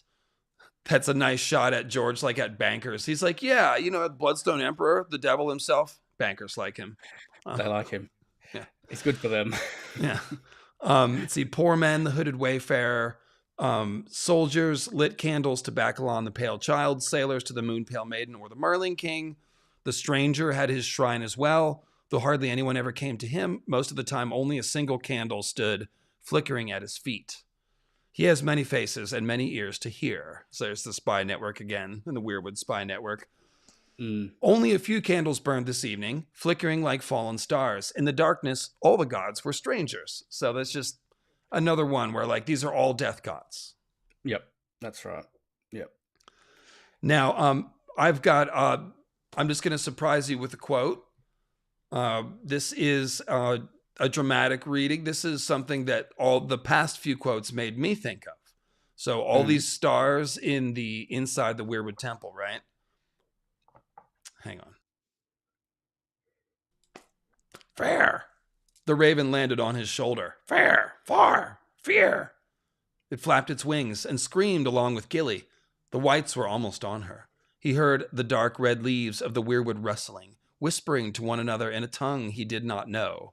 The starlight itself seemed to stir, and all around them the trees groaned and creaked. Sam Tarley turned the color of curdled milk, and his eyes went wide as plates. Ravens! They were in the weirwood, hundreds of them, thousands, perched on the bone-white branches, peering between the leaves. He saw their beaks open as they screamed, saw them spread their black wings. Shrieking, flapping, they descended on the whites in angry clouds. They swarmed around Chet's face and pecked at his blue eyes. They covered the sistermen like flies. They plucked gobbets from inside Hake's shattered head. There were so many that when Sam looked up, he could not see the moon. "Brother!"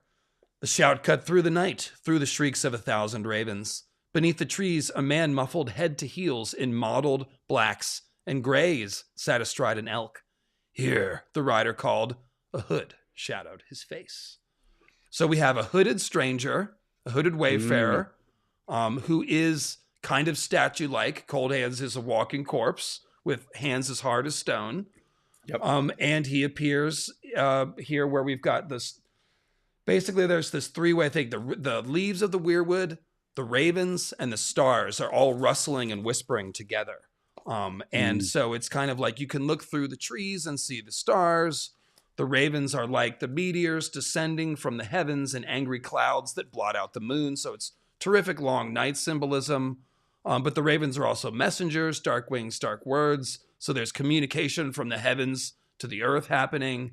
It's a truly fantastic scene. But yeah, it reminded me of a lot of what's going on in the House of Black and White. Yeah, in Braavos in general, that weirwood warrior of Cold Hands. Yeah, that's really interesting. That's good, He's actually. definitely a bit of a titan, isn't he? Yeah, absolutely.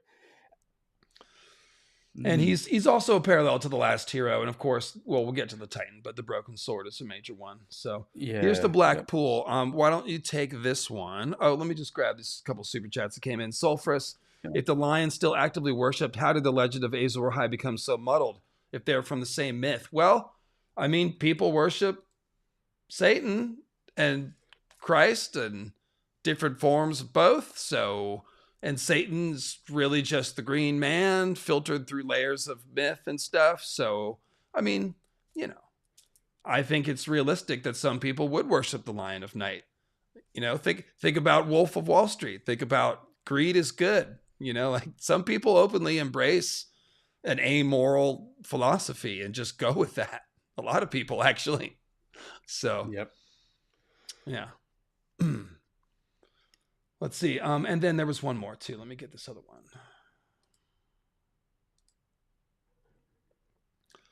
one. Just a thank you from Steph Hobbs. As always, thank you for the great content. Oh, Eldred. Okay, I answered that. Yeah. So more Elden Ring will be on Eldric's channel.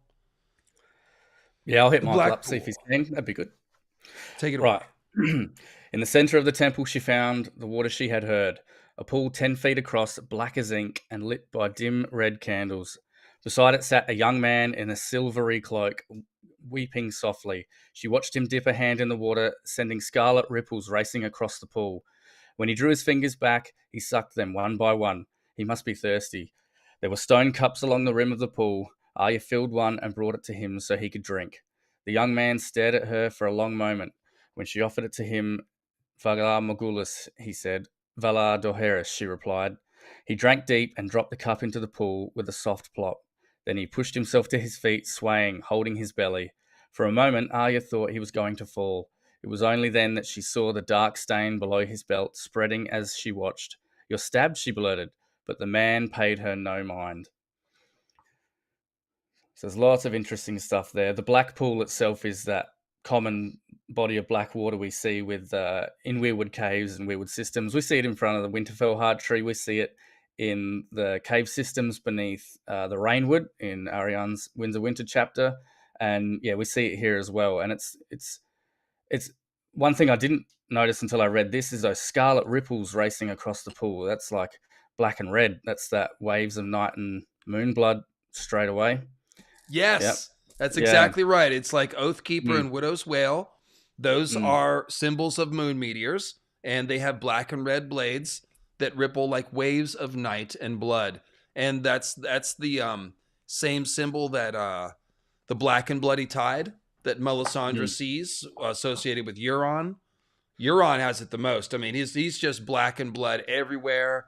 His blood eye sometimes is black, sometimes is red. His patch is sometimes black, sometimes red. His ship, the Silence, is black and red. It goes on and on and on and on. Check out Euron, king of the apocalypse, for all of that symbolism. But yes, this is the blood going into the black pool. So, for example, probably the best Nissa dying and going into the weirwood net scene, one of them, also the least grisly, is Jon's kind of romantic dream of Ygritte, where he is making love to Ygritte in the Godswood, and then he becomes ashamed because the Heart Tree can see him, and she's like, "You know nothing, Jon Snow," and she's naked and she steps into the pond, but then she dissolves into the pond, and the pond turns, she turns to blood and bone, the color of the weirwood, and the pond turns to blood. So this is Ygritte, whose name is Ygritte, as in Yggdrasil and magical right. She is a woman associated with a magic ritual and a tree. That's Nissa's death. And what happens? She goes into the sea, but the sea, she becomes the sea. Like the pond turns bloody when she's in it. So like that's a sign that the weirwood net has been changed. It's been stained with Nissa's blood, if you want to say. So that's the red hands are, that's a guilt, right? You're caught red-handed. It's a sign of guilt. That's Azor Ahai's guilt. He killed Nissa, he turned the tree into a dragon, and he's caught red-handed. You know what I mean? So yeah, that's good. So that's Ygritte, and that's the Scarlet Ripples. It's Dany in the Black Pond. She's all bloody when she goes into the womb of the world. And that's described as black water as well, isn't it? Yes, a black pool. Absolutely. A bottomless black pond. It's the same thing. So, and again, womb of the world. This is the cosmic womb, the cosmic ocean from which everything is created. So it's one of my favorite mythical concepts. If you check out my other channel, which I will eventually start making videos for again, it's called Mythic Concepts, and the link is in the description. I've got a whole live stream that's been edited down called Chaos and Creation. And I'm going through a series of Chaos Conf myths it's most of the Dragon Slayer myths, the Storm God and the Serpent, but it's all about creation from chaos, and I go through different world mythologies and show this repeating motif. So check that out if you're into that stuff. Robert and Rhaegar on the Trident. Very good. What's that? Oh, absolutely. Check that out if you're in the chat. It is very good. I've seen that. It's excellent video. Yeah, and of course we see a few of that. The Storm God and the Sea Dragon are contesting in the Grey King myth. And then we've also got, Grey King takes over the power of the storm and then contests with the Sea Dragon, I guess it would be. And then you've got Robert, the Storm Lord, slaying Rhaegar the dragon in the Trident. So there's a few versions of it that George is doing. Anyways. So, anything else from this quote? This pond, you drink from it to die. So this is a transformation pond. It's just the portal idea, because in the weirwood net, dying isn't the end, of course, It's just the beginning of just taking the black. Yep. Taking the black. It sort of reminds me of Jon a little bit, having he's stabbed below his belt. He sort of comes back and he's been stabbed. That sort of brings to mind Jon, who we're about to see probably resurrected as well. But yeah, often we see in front of the weirwoods people being sacrificed and their blood going into that black pool of water, and Jon is sacrificed in front of this symbolic weirwood ghost, red and white. Just brings that to mind as well. But somebody, King into North, look for Alec and say, imagine if David started reviewing the Bible one chapter at a time. So you could actually go through the Bible and give it a mythic concepts analysis. And that wouldn't be like the Bible code. It's not like making weird theories or anything like that. But like you definitely, that's all. I mean, any mythology can be analyzed, along the lines of archetype and symbolism. That's really where it starts. And of course, just to be clear, mythology, calling the Bible mythology is not at all in any way to denigrate it. It's quite the opposite. The word myth can be used to mean falsehood, like, oh, it's a myth that, the moon is made of cheese or whatever. But of course, sacred mythology just means sacred storytelling. There's stories that contain metaphors and, cultural values. that are important to a people. So every culture has mythology. Every religion has its mythology. Every nation has its mythology. Doesn't necessarily mean that it's true or false. It means that it's a story that sort of resonates widely with a culture.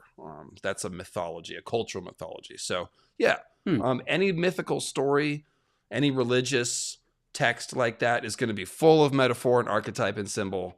And that's really what George is writing in that style, which is why we're analyzing it that way. But yeah, And I mean, if mythological you, stories are meant to tell us who we are and as a people, and inform us of who we can be and who we should be, and that's why they convert well or are good in religious aspects as well, because that's what religion aims to do as well: teach us how to act as a society and integrate as each other and teach us about who we are. So, yeah, mythological stories are religious stories, absolutely. and the thing is, like, people are doing this. Like, I shouldn't act like it's some theoretical thing. People are absolutely studying the Torah and the New Testament and all that stuff in a very classical mythology kind of way. They're tracing out the evolution of the stories so you can see the earlier version. Because, of course, the Canaanites who were writing the various parts of the Bible, they started as a polytheistic believing culture and gradually moved towards monotheism. That was a transformation over several hundred years. And you can see different books of the Bible reflecting those different ideas. So it's definitely out there. It's going to be like, I've watched some of these videos for sure, like especially about the Garden of Eden and Genesis. That's really a good place to start. There's a lot of great analysis of Genesis out there. Hebrew scholars, Bible scholars. Yeah, so it's out there if you want it. I don't have something off the top of my head ready to hand you, but just, go looking. It's out there. You want old people in front of a lectern with no special effects, no glitzy YouTube stuff. It should look like a college lecture that somebody recorded on a camcorder. That's how you know you're getting something good, right? It's legit. Amen. So getting back to the House of Black and White. Maybe one day I'll talk about. I did do. Of course, I did this. I should say I did this already with the Garden of Eden. That one you can find on Mythic Concepts as well. Eve did nothing wrong. It's a completely mythic deconstruction of the Garden of Eden myth. That's exactly what it is. So, all right, yes, the Waif. We mentioned the Waif. Here's a couple of quotes. Oh, I noticed that Sam is Waif-like, with the curdled milk look and the big eyes and stuff. I think that's just moon symbolism. Yeah, I wondered whether the big eyes was psychedelic symbolism. Maybe like you take a psychedelic, the eyes sort of dilate and become larger. I wasn't sure. But perhaps, don't know. But we all turn into owls. Right.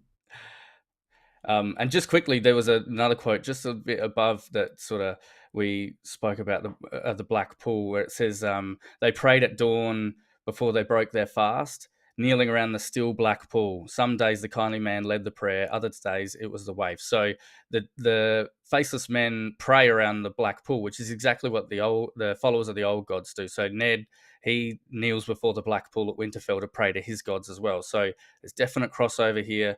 And it's just more of the same. And it sounds just a lot like the prayer ceremony at the Grove of Nine, which is a ring. So it's not a pool, but it's a circle. So same idea. Yeah. Yes. Yep. And then of course, dawn and dusk. Always gotta bring the dawn. Gotta pray in the dawn. So the waif. Let's see. A pale little girl in a cowled robe that seemed to engulf her. Black on the right, white on the left. Beneath the cowl was a gaunt and bony face, hollow cheeks, dark eyes that looked as big as saucers. So big eyes, hollow face. So it's kind of weirwoody, kind of Child of the Foresty. But the Child of the Forest look like trees, so that's kind of consistent. Tree people. The children of the forest, literally children of the trees. The one you call Waif is a woman grown who spent her life serving him of many faces. She gave him all she was, all she ever might have been, all the lives that were within her. That language was like, oh, that's very green seer, hive mind. Yeah, for sure. It is the poisons that have made her as you see her. So It could be that the waif really is symbolizing the weirwood net itself. It occurs to me as I read this. Not only the poisoned face, she's frozen eternally in this one moment. That's how the trees are. They look like they're burning, but they're not consumed like Moses' burning bush. They're frozen in time. And they have all the lives within her, like all the lives within the weirwood trees, you know? Yeah. And in fact, the weirwoods are twice described as pale giants frozen in time. So literally frozen in time. And these are, of course, not giants. This is a child. But yeah, they're cousins, you know. Yeah. And so the weirwood tree is the giant. That's the thing. The giants in the earth, that's the weirwood. So the symbiotic relationship, which you've done a lot of work on, Eldrick, of a child and a giant, you know, Hodor and Bran and all that stuff. Ultimately, it is like a green seer and a tree. Yeah, it seems that way. I've got to do a video on that. That's one of those ones you got to research and take notes. And I found another one. I can't publish it yet. I got to include this. Yeah, you're back where I was many years ago, brother. Yeah, or the recent one was Olenna and her two giant guards, like left and right. You know, her two hands. You know, she's a child of the forest with these two giants by her side. So, yeah. Stay posted. Actually, who am I kidding? I'm still badly struggling with like making things way too long and when to break things into multiple parts. It's you'll never be free of it. That's the honest. And you never stop finding stuff either. The more you look, the more you find. It's You just get better at cutting things out and being like, nope, we'll talk about that later. Got to finish this section. So the dreaming alcoves. This is the quote that we just read, but the continuation of it. "You're stabbed," she blurted, but the man paid her no mind. He lurched unsteadily toward the wall and crawled into an alcove on a hard stone bed. When Arya peered around, she saw other alcoves too. On some were old people sleeping. "No," a half-remembered voice seemed to whisper in her head. "They are dead or dying. Look with your eyes." That's Syrio, of course, talking to her. So they are dead. They're dreaming, they're sleeping, or they're dying. You know, again, this is standard weirwood net stuff, death and dreaming all wrapped up in one. Yep. So here we come to the kindly man. The hooded man was tall, enveloped in a larger version of the black and white robe the girl was wearing. Beneath his cowl, all she could see was the faint red glitter of candlelight reflecting off his eyes. So we've got a shadow with stars for eyes and a hood. Who does that remind us of? Well, even before we get to Bloodraven, we get the stranger here, because when Catelyn was in the Sept, so again, a temple of the gods with faces on the wall, very much parallel, and the seventh face, the stranger was neither male nor female, yet both ever the outcast, the wanderer from far places, the hooded wanderer, hooded wayfarer, same idea, okay? Less and more than human, unknown and unknowable. Here the face was a black oval with a shadow with stars for eyes. So just heavily overlaid the stranger and all of these death gods, and the kindly man as an avatar of them. But of course, he's also an avatar of Bloodraven, who is very much a death god. He is a god man who is half dead. And says the priest lowered his cowl. Beneath he had no face, only a yellowed skull with a few scraps of skin still clinging to the cheeks. That is exactly how Bloodraven is described. And a white worm wriggling from one empty eye socket. And of course, Bloodraven has a worm-like root in one eye socket. "Kiss me, child," he croaked, in a voice as dry and husky as a death rattle. Cold hands with the rattling voice. Similar, okay? Also the hood, as we said. Does he think to scare me? Arya kissed him where his nose should be and plucked the grave worm from his eye to eat it, but it melted like a shadow in her hand. So lots of parallels over to Bloodraven, even down to the fact that he's wearing so the kindly man's wearing a black and white robe for his house of black and white, and Bloodraven himself is literally a white skinned albino who's a black brother wearing that black. So it's white and black. Gray robes actually at that point, so you get the in between. Yep. They would be black down there, even faded in the darkness. They would be black, yeah. But yeah, so he's a white albino black brother. So it's that, and then turned gray. So yep. So there you go. This is well known, and of course, very cool. Arya eating the worm, but of course, eating the worm is similar to eating a weirwood paste because the worm is a weirwood root in Bloodraven's cave. So it just shows you like she's ready to take it on. She's ready to go. Yep. So we mentioned the House of Intelligence, but just a few random quotes that I caught. No whisper was too faint to be heard in the House of Black and White. And then, of course, as you said, they command her to learn 3 new things before you come back to us. And she always did. And they would always ask her, what do you know that you did not know when you left us? So the Green Seer stays still, but he learns through the ravens and through the different weirwood faces. So yeah, Arya going out, she's like a little bird, or, some sort of, like a child of the forest, or like a moving tree. She's collecting information for the network. Yep. Point is made. So here's some really cool stuff that I found last night. I mean, it might have been 4 a.m. I was up late. But the others are all over the place. They're everywhere. The others had no names or did not choose to share them. One serving man was very old, his back bent like a bow. That sounds like a bowed tree, a bent back bowed tree. The second was red-faced, it's like a weirwood, red-faced, with hair growing from his ears. That's just color. That's just color, guys. That is she color. Took those words. I will agree that the hair growing from his ears is just color. But in 2 years, I'll be coming back to this quote and talking about how it means something. So make a whole produced video on hair growing from ears. Yeah. All right. So, what was it? Yeah. She took them both for mutes, and the others make no sound unless they do ice-cracking laughter, until she heard them praying. The acolytes were younger. The eldest was her father's age. The other 2 could not have been much older than Sansa, who had been her sister. So the others had no names. The other 2, we got a couple others references. And then it says the acolytes wore black and white too, but their robes had no cowls and were black on the left side and white on the right. With the kindly man and the waif, it was the opposite. So the others have black and white robes that are mirror flipped from the kindly man and the waif. And that just shows you the others and the brothers are mirror images of each other, and they come from the same place, yada, yada, yada.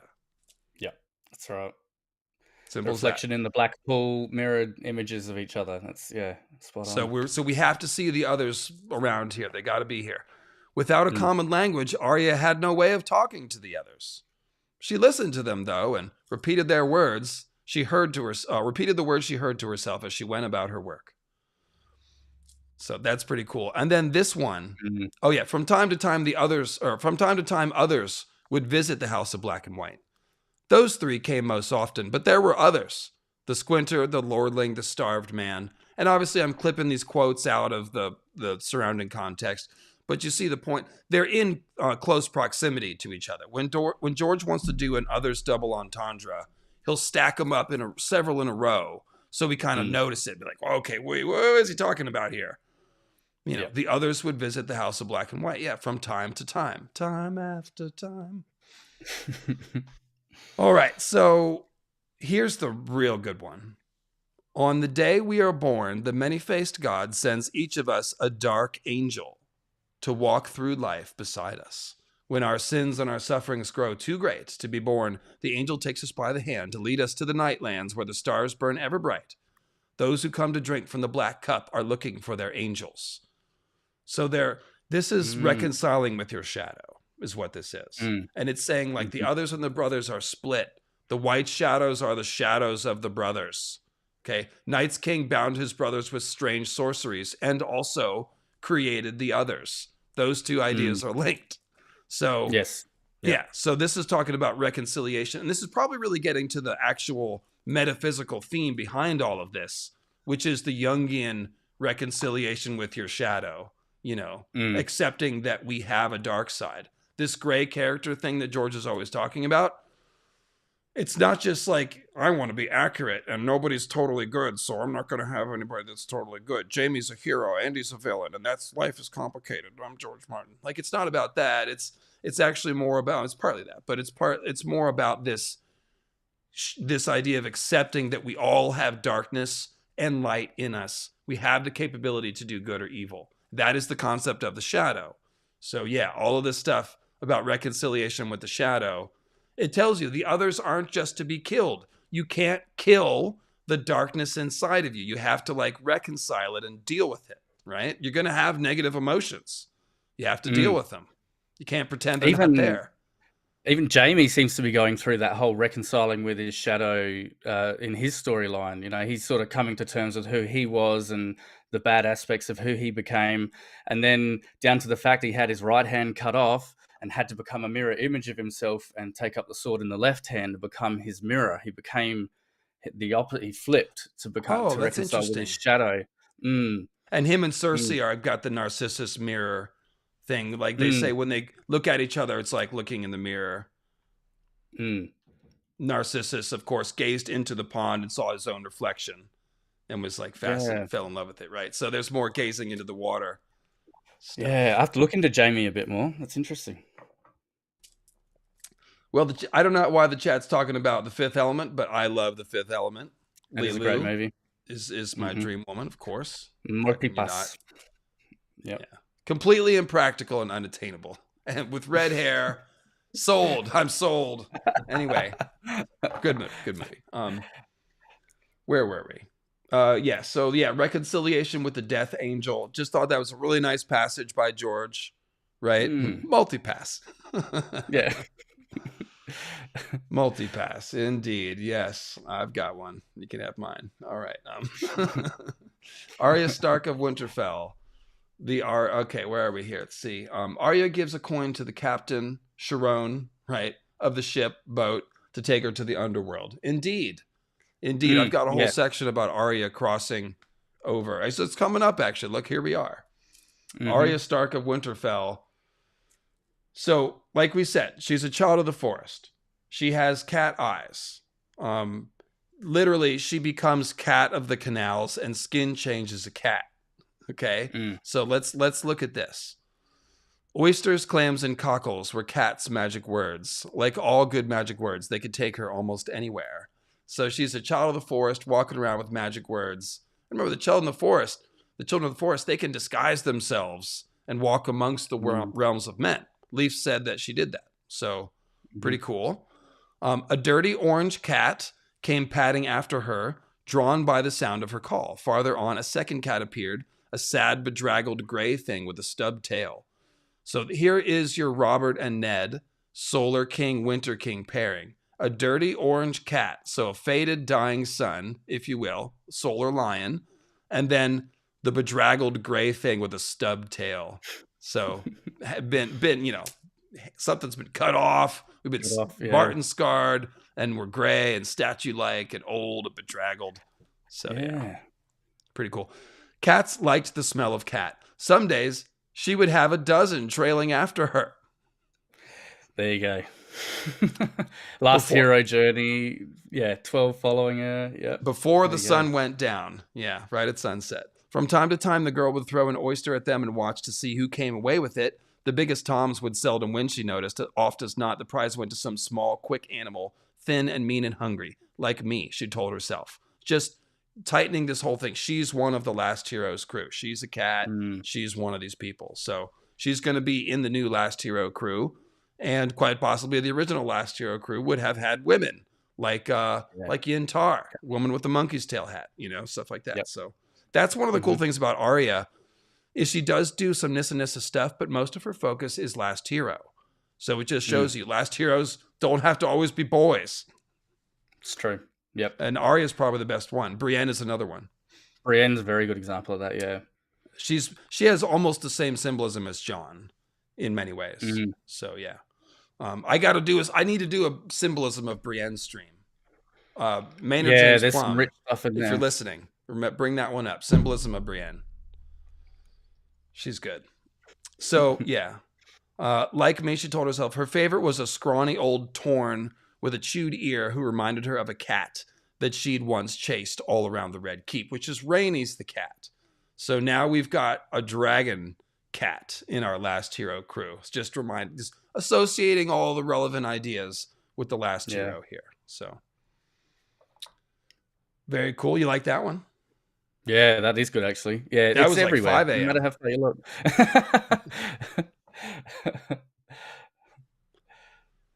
So Arya is a child that died and crossed the sea. So, like I said, her crossing the narrow sea is a metaphor for death and crossing over the green sea into the death realm. So she literally takes a boat across, and this is when she gets dumped off at the front door. It says, suddenly she was somewhere else, back in Harrenhal with Gendry, because she has a momentary moment of fear here. Back in Harrenhal with Gendry, maybe, or with the hound in the woods along the Trident. Salty as a stupid child, she told herself, I'm a wolf and will not be afraid. She patted Needle's hilt for luck and plunged into the shadows, taking the steps two at a time so no one could ever say she'd been afraid. And later she lies about who she is. When she gets inside, she says, Salty, I come from salt pans by the Trident. So, like, it's all sea stuff. Like, she died on the Trident. Salty died on the Trident. And then somebody else came over and took on a new identity. See what I'm saying? So, yes, it's all absolutely. just sea trip passage stuff. Yeah. Let's see. This next one. It takes uncommon strength and body and spirit to walk this path, and a heart both hard and strong. I have a hole where my heart should be, she thought, and nowhere else to go. I'm strong as you. I'm hard. And then later, she could feel the hole inside her where her heart had been. This is all Nissa stuff. So Nissa, her heart, of course, Lightbringer is plunged into it. She dies. She goes into the heart tree. The heart trees are bloodied and pervert. Like, basically, Nissa and the weirwood tree are parallels. Nissa gets stabbed and killed, and the trees get stabbed. Azor goes into the tree. He penetrates the tree and kills it and transforms it, makes it bleed. And then Lightbringer is created, the fire of the gods. Like, this corrupted weirwood tree is the fire of the gods because it's something that man can wield. It's the sorcery, the blade without a hilt. Yep, absolutely. Yep. And then it's just a good humanizing moment. This. Sorry, just a quick one. It's a very humanizing moment for Arya too, which you don't see a lot of. She's always trying to stay strong, and but yeah, that it's one of the saddest lines. That I have a hole where my heart should be. To think of it from a character perspective for a second, she's human, and she's just a little girl struggling with having lost her family and her life, and I just think that's great writing by George. Just want to point that out quickly. It is, and it is really sad. You're right.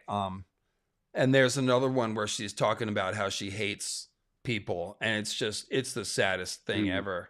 Honestly, we'll get to it. It's coming up right here in a second, but another one about the Nissa death stuff. So she serves, talking about serving with the House of Black and White versus playing Cat of the Canals. So she serves with the House of Black and White 3 days of every 30. When the moon was black, she was no one, a servant of the many-faced god in robes of black and white. So in Ice and Fire world, the moon cycles are 30 days. You can prove that with this quote, actually. Yeah. So the black of the moon comes around every 30 days, and it lasts for 3 days. So really, it's like the new moon and then the crescent on either side that's so thin you can barely see it. That's considered all the black of the moon. That's what's happening. So the 3-day period they call the black of the moon.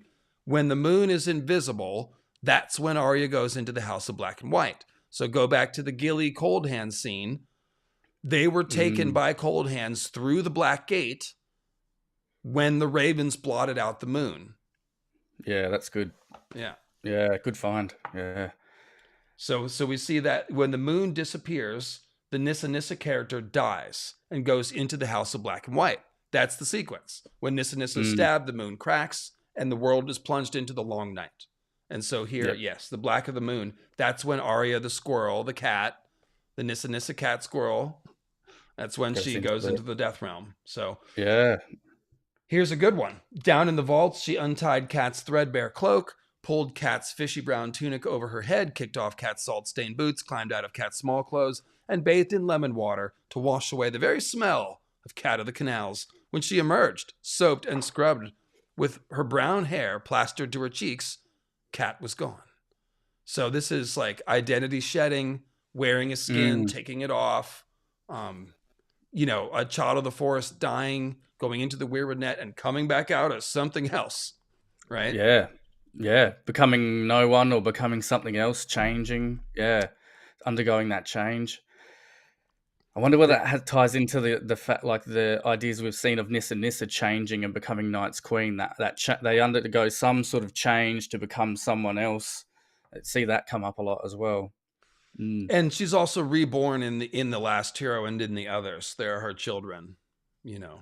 Yeah, So yeah. then I also want to point out this is a bath. She's going in the bath and coming out someone else. So it's again going Mm, into the water, dying, mm. shedding identity, being reborn as someone else. So just Reborn from the over and over sea. the Yeah. same stuff: pregnancy, rebirth in the pool, inside the Mm. death realm. Um, but we're just having fun, and I'm torturing the text, and this is kind of like that Kabbalah shit. I will let this go in a few weeks, guys. I swear. I won't say hashtag just having fun for. Yes, I will actually. Let's make that a hashtag. Do Hashtag just having fun. it. Coming soon to a video near you. I promise nothing. Okay. So Valkyria, that's the name of a live stream that I've already done. And thanks, you complimented me on this yesterday, so thank you. Check that one out. It's Mm. all Arya's Valkyrie symbolism. It goes pretty far, Swan Maidens and all kinds of cool stuff. I also did an Arya reread chapter a few weeks ago with all the swans on Swan Lake. I mean, the God's Eye Lake. So Mm. that was a accompanying piece to the Valkyria stuff. But go ahead. Let me. I want you to give your version of this idea here, since you made these notes.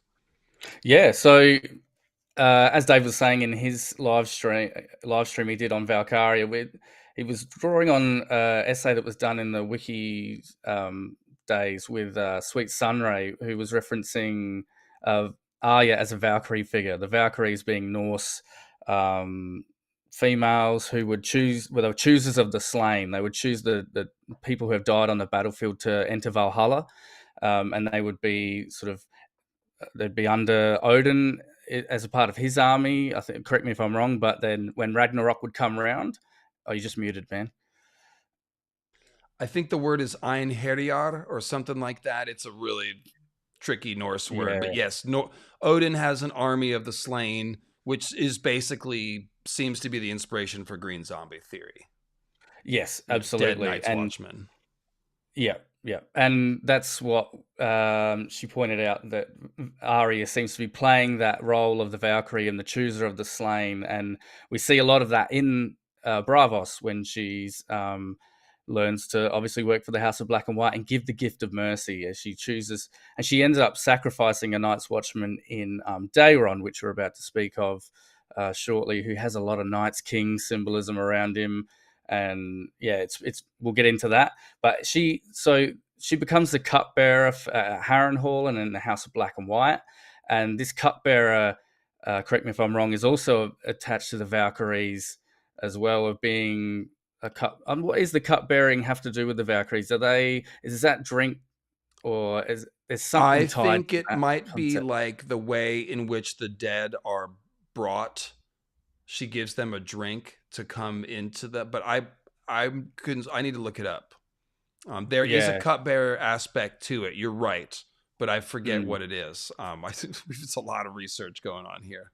Absolutely, yeah, and that's what, if that is the case, that's what she seems to be doing at the House of Black and White. She's getting this cup of water for that person that we saw earlier, giving him this drink from this cup and giving him Yeah, the that gift meat of is mercy. given to the dead. I knew the chat would have it. Whitney is saying, yeah. Yeah, So perfect. I was close, something like that. Yes. So Yeah, and I love how Arya is a natural. She walks in and she's like, "Hello, what's going on? Oh, do you need a drink?" Like she does it yeah, right away. She right away. assists somebody in the suicide. So it's just like she's a Mm, natural. mm. And so when she becomes a cupbearer, even for Roose Bolton and for the Faceless Men, who, both of them wear flayed skin, which is interesting. But she learns how to be still as stone while she's being this cupbearer, which is, more stone-like symbolism, more death symbolism. And while she's standing there in the House of Black and White serving water, she has these wolf dreams as well. So she's almost like this green seer figure, this child of the forest figure who's standing still as stone, becoming stone like, and has this wolf dream while she's laying there, which ties in again into the dreaming alcoves we see in the House of Black and White. This idea of people dying, becoming like a dreamer, like a green seer, or I've got it entering right this. here. Arya is a statue, or at least this is part of it. I don't think it has the part where she's dreaming and doing wolf dreams, but yes, you're correct. That's happening while she's doing this. So when you are not pouring, you must stand as still as you have been carved of stone, the kindly man told her. Can you do that? Yes. Before you can learn to move, you must learn to be still. Syrio Forel had taught her long ago at King's Landing, and she had. And she's already been saying to herself, still as stone, when she needs to hold still. She's already been doing that. So she's like, oh, act like a statue? Yes, Yeah, I can easy. do that. She had served as Roose Bolton's cupbearer at Harrenhal, and he would flay you if you spilled his wine. Good, the kindly man said. It would be best if you were blind and deaf as well. You may hear things, but you must let them pass in one ear and out the other. Do not listen. So, yeah, very statuesque, if you will. And then it makes me think of the weeping woman, a statue holding a bowl of water. Yeah, yep. And we see that with the moon singers that we're about to discuss as well. They're holding flagons of water that sort of pouring out into the canals endlessly as well. This sort of water pourer aspect to the moon maiden, which Night's Queen, not sure. We'll discuss it as we go. But yeah, there's this water pouring aspect, this Valkyrie aspect to this female who chooses the slain and sacrifices in front of the weirwoods and builds an army of the dead, or chooses an army of the dead, something like that. But yeah, there's a lot here. I think, Kurt, to answer your question, I played the first God of War game. I think they do a pretty good job with the Norse myth. And in fact, their Thor famously was more accurate to the myths because he had like big beer belly, and people were upset that they gave us like a fat Thor, and then people busted out the text and were like, no, that's canon, bitch. Your Chris Hemsworth Thor is not canon. And I don't know if it was Chris Hemsworth or I don't know which Chris played. Doesn't matter. Same principle. They all have the same chin thing going on. So God bless them. I wish I had a chin like that. No. So yeah, Arya's a statue. The Crone's apprentice. This is tying in with this sort of chooser of the slain walking around the battlefield. Okay, the Crone, of course, has the Crone's lantern. She opens the door of death to let the first raven into the world. So this is a twisted version of the fertility, womb, tomb, giving birth, all the stuff. So we have this kind of death goddess opening the door of death and letting the ravens come into the world. And of course, that makes us think of the Night's Watch crows and the undead green zombies who are resurrected out of the weirwood net, which basically means that they're resurrected by Nissa. And that's classic triple goddess stuff there. So yeah, it also ties into the moon door and Lysa as well, and we have a weeping woman in the Eyrie too, and she's choosing to let people fly through the moon door, like letting them out into the to attempt to fly, like letting a raven into the world almost, sort of thing. So completely interesting. And so here's this quote that compares Arya to the Crone. Silent as a shadow, she would tell herself, remembering Syrio. She carried a lantern with thick iron shutters. At each alcove, she would open the shutter a crack to look for corpses. So she's wandering the battlefield looking for the dead, and she's got her Crone's lantern. So it's kind of like, she's the Titan's daughter. I kind of like, she's like the Crone's daughter. Because, of course, Stoneheart is a crazy Crone figure, you know. So, absolutely. Yeah. And a chooser of the slain yet again. She's choosing, naming names and, hanging them from the tree. Yeah. Just Very having good. fun. Just makes color. Just nothing in this shit. That George Martin. Not relevant. Not important. I'll stop. Okay. Arya's a statue. We did that. The Barrow Keeper, swollen red sun hung in the sky, behind, hanging the sun. Gosh, that's terrible. You know, I'll just pause right here to say that Odin, who is hung on Yggdrasil, is a sun god. He is not, it's not as obvious as like Helios or other sun gods, but he is in fact a sun god, and he is hung. And that is why the Dornish sigil is a sun that is speared.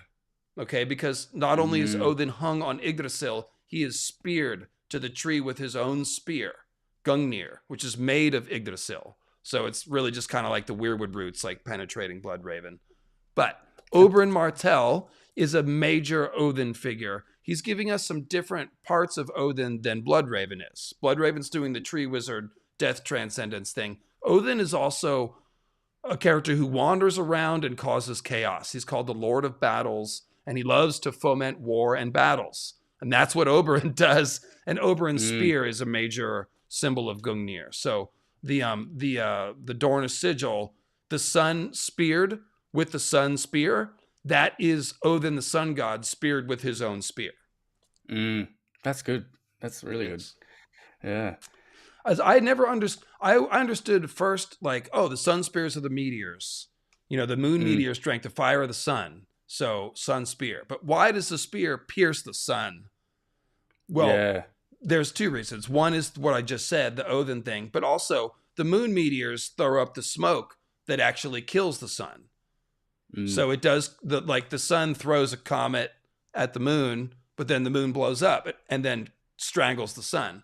And we see that in the Oberyn fight. Okay, so Oberyn hits him with the spear, but then when he falls down on his back, so this is the moon. Sorry, I bumped my desk. The mountain, Gregor the Mountain, and this is like Sam the Mountain. He's like a stone when he's drowned. Moon characters. They're always mountains and stones. So the mountain falls on his back. So now he's on the earth. This is a moon meteor on the earth. And his fist, smoking, punches up and breaks the face of the sun. Okay, so this is the mushroom cloud of smoke from the moon meteor rising up, smoking, and blotting out the sun. Similarly, at Joffrey's wedding, his face, his solar lion face, is turned purple by the strangler, which came from his moon maiden's hairnet. Yeah, so it's always the moon and the hairnet. Remember, the serpents in the vision, they are purple serpents dripping venom. So it's that Oberyn serpent, moon dragon coming back, killing the sun. Old school mythical astronomy here. That's what we're doing. So the swollen red sun hung. Sorry, I only got 5 words into that sentence. That's what we were doing. Lots of meaning going on here. So the swollen red sun hung in the sky behind the row of masts. Basically, it hung behind a row of trees. That's what we're looking at. So hung in the woods. When Cat took her leave of the happy port with a plump purse full of coins and a barrow empty, but for salt and seaweed, Daron was leaving too. So, pushing the barrow, which rattles on other scenes, the barrow, that's the grave. So she's pushing this grave cart, being like, anybody want to climb in the grave? How about you, Daron? Bring out your dead. Yeah, bring out your dead, exactly. Is this just before she kills Daron? Yes. So she's got the barrow right before she's on the way to kill it. Yeah, okay. And then we see the sun being hung. And then Daron, the singer, who is like an Azor High Night's King figure, gets killed and thrown into the he's got a dragon name, Daron, obviously. Yeah. But his brother is Baelor, that's a Night King name. So it's all and Bael, usually it's Bael the Bard, and here we have Daron the singer with a brother named Baelor. So same set of ideas. But I'm getting ahead of myself. That's in the Daron section. Okay. So Arya's mission, I think, Arya Stark, Eater of Grave Worms. Yeah, I just thought that was cool. It's similar to the, pushing the barrow. She's just she's all about it. Yep. Yeah. She has imbibed this stuff. So Arya's mission, will you go ahead and read this quote? I think this is this is giving away the answer. What are the Faceless Men doing? Why did they recruit Arya, the skin changer of House Stark? Why do they keep promoting her, even though she breaks all the rules? And they're fast tracking her seemingly. What are they doing? Well, this is the answer. Go ahead. Absolutely. Yeah. So some gods, mayhaps, what are gods for if not to sit in judgment over men? The many-faced God does not weigh men's souls, however. He gives his gift to the best of men as he gives it to the worst. Elsewise, the good would live forever. The old man's hands were the worst thing about him, Kat decided the next day, as she watched him from behind her barrow. His fingers were long and bony, always moving, scratching at his beard, tugging at an ear, drumming on the table, twitching, twitching, twitching. He has hands like two white spiders. The more she watched his hands, the more she came to hate them. So the hands very clear, white spiders, others reference right there. So we're looking at a symbolic other. They've got the big white spiders. Even down to the fact that earlier he said, this is obviously the kindly man talking to Arya, saying, "Elsewise the good would live forever." So we've got this idea of like people living forever before we meet this man that she's been sent to kill, who's representing an other. So it's this idea that the Faceless Men and the House of Black and White, they don't like the concept of people living forever, that all men must die. They need to keep that life and death cycle going. And she's been sent to kill a person who it represents a group of people who can live forever and resurrect the dead and sort of corrupt that life and death cycle by raising the dead as well. So yeah, so that's a really telling quote right there. So yeah, that it's really all there, and it's like, yeah, the Faceless Men are the ones who sent her to kill the White Spider Hands guy. So it's like, what are they doing? They're training her to go help defeat the others in the Whites, because the Whites would be an abomination to the Faceless Men, and they surely know about them because they know about magic and they steal from all the best libraries. So they, you know. There's another quote where the kindly man actually asks Arya, like, "You don't know a group of people that live forever, do you?" And she's like, "No, I don't." But obviously, she's not aware of the others at this stage. But she's very much going to be central to the Long Night, and being a Stark in general, they obviously oppose the others at every turn. So yeah, it's interesting.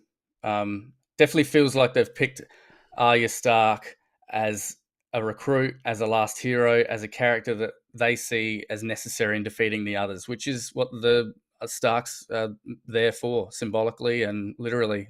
As yeah. So this is Odin, the Sun King. I just got challenged on my knowledge of Odin myth, so I'm going to have to dunk on someone. Yes, Odin, and I'm just kidding.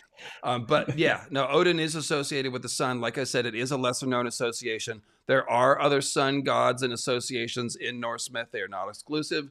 Norse myth is heavily repetitive and overlapping. That's why he's got a tree horse and an 8-legged horse, and they both go through the 9 realms. It's the same concept, just realized differently. So don't mess with me. Like, it's go do your research instead. I swear to God, know what I'm talking about. So anyway, it's his one eye is the sun. That's, I mean, it's right there. So anyways, so there's Arya's mission. Isle of the Gods, we talked about. The Moon Singers are perhaps, they get kind of the most attention here. So go ahead, charge in. So I made some notes in regards to, so we know Braavos was founded by the escaped slaves of Valyria, and they were led to this place by the Moon Singers. And so they were led north to a rather cold place. People think of Braavos as being part of the Free Cities, which is normally sort of hot and sort of Mediterranean in climate, I guess. But when we really look at it, it's actually a cold place. It's north of King's Landing, and it's quite foggy, quite cold, quite icy. So what we have is the Moon Singers leading these slaves north to a cold place to avoid the fiery Valyrians and build this secret city. So they were actually hidden for 111 years before they exposed themselves to the world. And this just seems like a perfect parallel over to the Children of the Forest yet again, who they head north to avoid the fiery First Men, and they build a secret city in a cold place, just like we see here. And even down to the name, the Moon Singers, the children are the singers, and they tend to worship the weirwoods, which are heavily moon associated. And we see the moon play heavy parts in the Children of the Forest chapters we've seen, especially with Bran. We see this moon like through the passage of time. And it seems like just another parallel over to the children and the fact they built this secret city. And once again, Arya heading to this secret city in the north in this cold area. Once again, just parallels that last hero journey over to this northern area. Finds, like Arya, finding this magic in this northern area from symbolic children of the forest. So, these parallels just keep coming. It's she's doing exactly what Bran's doing, heading north into the secret cities of the children. And yeah, it seems like the Moon Singers are another suggestion over to them being children of the forest or symbolic children of the forest, and as a weirwood symbol. Yeah, and I also love how the idea is the wolves also sing to the moon. So it's like the Mm, Starks are mm, moon singers, the children of the forest are moon singers, and they're the ones who work together on this project. Um, so mm, just going back to Odin real quick. So when I was talking about the repetitive nature or the how its ideas are duplicated, at Ragnarok, Odin is killed by one of. There's so many wolves in Norse myth. I'm trying to look up the name of the wolf, but it is. Just as the sun and moon are swallowed by Skoll and Hati, Fenris, right? Odin, the sun god, also killed by a wolf. So same ideas over and over. I found some mm, really interesting stuff with Mead of Poetry, where it's tracks, like once you decode it into mythical symbols, you can see it's similar to some other Odin myths. But yeah, the wolf mm, eats the sun either way, whether it's Odin being eaten by Fenrir or Skoll and Hati. So mm-hmm, just to mm-hmm, put a button on that. And it is like, it's not a common, when you look up Odin's associations, you won't see sun god at first. You need to actually like do digging into research into the various versions of the god, because remember, these things change through time. We tend to think about them as this fixed thing. The Norse people had a god named Odin. Well, Norse mm, people is like all these different tribes over hundreds of years in several different countries. And Odin is also, he started in the Germanic pantheon even earlier than that as Woden, and then sort of, yeah. So you have to be willing to be patient and dive into sort of the evolution of these gods. And a lot of times over time, some things are de-emphasized, and then another character, a different god, will take over more aspects of a sun god or a thunder god. So mm, yeah, mm-hmm. it's complex, Yes, absolutely. and fun to learn about. That's the main thing. Mm, So yeah, so you pretty much did that with the Moon Singers, and here's the quote. So the Isle of the Gods is farther on. See, 6 bridges down on the right bank. That is the Temple of the Moon Singers. It was one of those Arya had spied from the lagoon, a mighty mass of snow-white marble, topped by a huge silver dome, obviously meant to look like the moon, whose milk glass windows showed all the phases of the moon. A pair of marble maidens flanked its gates, tall as sea lords, supporting a crescent-shaped lintel. So this is really great moon symbolism, because remember, there were once 2 moons in the sky. And so we see a pair of marble moon maidens supporting the crescent-shaped lintel. That's cool. Obviously, this is all icy moon stuff. And we've got milk glass windows. So this is another mm, clue that dawn is to be associated with icy ideas. I think it is the original Sword of the Last Hero, which would make it the start of the naming tradition of ice, where the Starks mm, name a series of swords ice over and over again. The original ice sword is the big white one. mm, And milk glass, we know it looks icy because when George describes the bones of the melting other, they're described as milk glass. So mm. the shin bone of an other, dawn, they look about the same. And that's because there is an icy nature to dawn in some sense. I mean, I don't know if it's literally cold. This might be more of a symbolic concept. I Yeah, don't know. it's hard to know. Maybe it'd be cool if it had like blue fire or something, but probably it'll have red Yeah. fire if it lights up. I don't know. Mm. Well, we Maybe see the white fire. Starks' swords and even the swords of the Great Empire, like the Gemstone Emperors. Their swords light with pale fire, so it's not directly referred to as blue, but like a pale fire might even. I've sort of thought of that connection through over across to to dawn being that light bringer. Yeah, it's interesting. And of course, one of the ideas is that the pale dawn meteor is a piece of the ice moon, right? Because all Mm, these black moon meteors that we always talk about, that's the fire moon, quote unquote. That's the one that blew up and made dragons. It represents Nissa. The ice moon is the one that we still have that hasn't been hit yet, and that's the one associated with Night's Queen, who is pale as the moon. So you've got these two moon women, ice and fire. It's a pattern, repeats. So this is a moon icy temple, very like the Eyrie. This is very similar to the Eyrie. So yeah. And then we see the dichotomy, right? In the next paragraph, beyond it stood another temple. Go ahead. Red stone edifice as stern as any fortress. Atop its great square tower was a fire blazed in an iron brazier 20 feet across, while smaller fires flanked its brazen doors. The red priests love their fires, Yorko told her. The Lord of Light is their god, Red Valor. So yeah, we can see that dichotomy yet again. That white moon, directly parallel, juxtaposed to like the fiery Temple of Valor. Yeah, it's that red and white yet again, and it reminds us of the weirwoods as well. The moon, the white, the red, the fire. It's so set aside the idea of the ice moon for a second. Think about the first long night as a conjunction of the sun and the fire moon. Remember, the moon wandered too close to the sun, kissed it, drank its heat, cracked like an egg, and then gave birth to dragons. So that's describing an eclipse where they're wandering close to each other, superimposed, and then a fiery explosion. So now look at the weirwood tree again.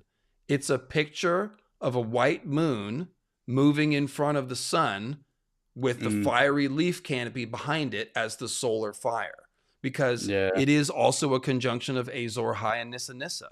They both die and go into the weirwood net.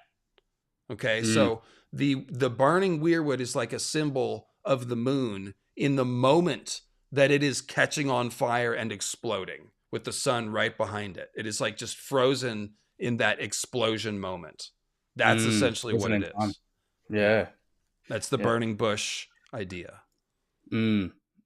So, and that's so all the fiery places like this, that's what the Temple of Valor is showing us. Like it is a moon on fire. So we've got this red stone that looks like frozen flame, an iron brazier, smaller fires flanking the brazen doors.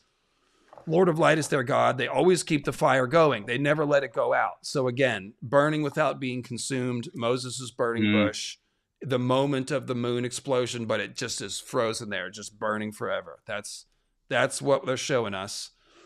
And this is a different red temple, of course, is where Bonero points his hand at the moon and does the moon explosion stuff. And then Arya thinks of Thoros of Myr and how they brought Lord Beric back from death. And so I wonder if these Braavosi priests could do the same. So she's thinking about fire whites in the middle of all this, which is, important. Very. Because the last hero might be a fire white. John. Yeah, it does. Anyway. It definitely feels like that, doesn't it? Yeah. So the next part of the quote, we got, next came a huge brick structure festooned with lichen. Arya might have taken it for a storehouse had not Yorko said, that is the holy refuge where we honor the small gods the world has forgotten. You'll hear it called the Warren too. A small canal ran between the Warren's looming lichen-covered walls, and there he swung them right.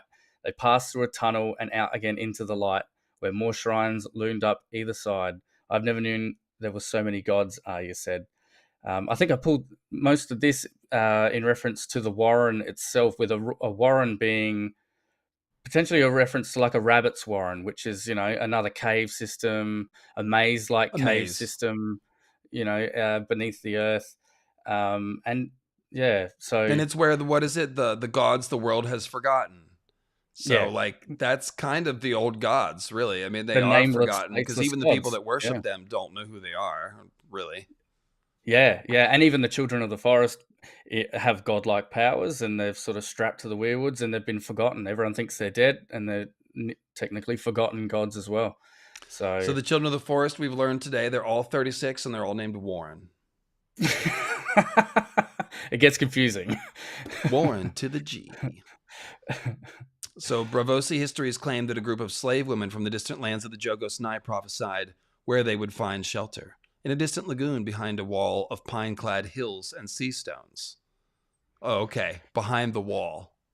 Yeah, that's why I pulled Beyond the that. Yeah, wall. I thought that was Okay. interesting bit of Nice. yeah. So, Refugees from the eyes of the dragon riders. Yeah, very cool. And the fog, yeah, hidden by the fog. The others, that's how they do. They move through the mist. They turn into a mist. They solidify from the mist. Yeah. mm, mm. Cool. So Cool. So the other temples, we've got the Weeping Lady of Lys. She has a temple. The Gardens of Galenai, or Galenai, who knows what. Three-headed trios, Stones of the Silent God, the Pattern Maker's Maze, Aqua and the Red Bull, House of the Red Hands. And there's also a Starry Wisdom called Scrying Tower, which you left off I did. Eldrick. My bad. There's nothing to say about it. They're singing to the stars. That's it. But Okay. yeah, this is essentially one long quote that goes through all of those. And as we go through each, you'll see that there's weirwood references and dragon references and all the stuff we've been talking about. That you'll see these symbols pop up yet again. Oh, just So like all the Freys are named Walder. All the children are named Warren. Yeah, no, it yeah. fits. So what are you saying about Newgrange, Fenrisian? You gotta enlighten me. I'm not sure. Or an underground structure that light got to into just during the solstice. Right, yeah. Okay. That's interesting. It also reminds me of Ashai, where the sun only shines at noon. But yeah. Underground structure. I mean, okay, I follow you. Definitely. The basically the Barrows, the Proto-Indo-Europeans are a barrow culture. It's everywhere they went, they did barrows, and that was they're called kurgans. The first, like when the first, like the Yamnaya were making them, but they took that tradition into Europe, and those became the burial mounds that we see all over, the British Isles. So, yeah, it is part of that same tradition, and that's definitely the same symbolism that George worked. It's the underworld. It's the death realm. That's always how caves and stuff were treated. So, all right. What are we doing here? I was just going to read through Oh, some of the the other. Yeah, go ahead. yeah. So there was no haste. She decided to take the long way round to the Purple Harbour. Across the bridge she went to the Isle of Gods. Cat of the Canals had sold cockles and mussels along the temples here whenever Brusco's daughter Talia had her moon blood flowing and took to her bed. She half expected to see Talia selling there today, perhaps outside the Warren, where all the forgotten godlings had their forlorn little shrines, but that was silly. The day was too cold, and Talia never liked to wake this early. The statue outside the shrine of the Weeping Lady of Lys was crying silver tears. And so we see these crying statues of women everywhere. In this, we've seen it in the House of Black and White, in the Eyrie, in the Winterfell crypts, and then I we will walk just through. say real quick, the ice moon is always weeping. Alyssa's Uh, tears are the frozen yes, waterfall. The wall, when it melts, it weeps.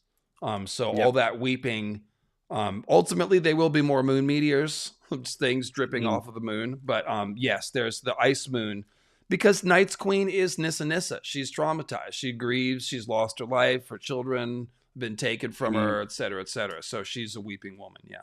Yep, absolutely.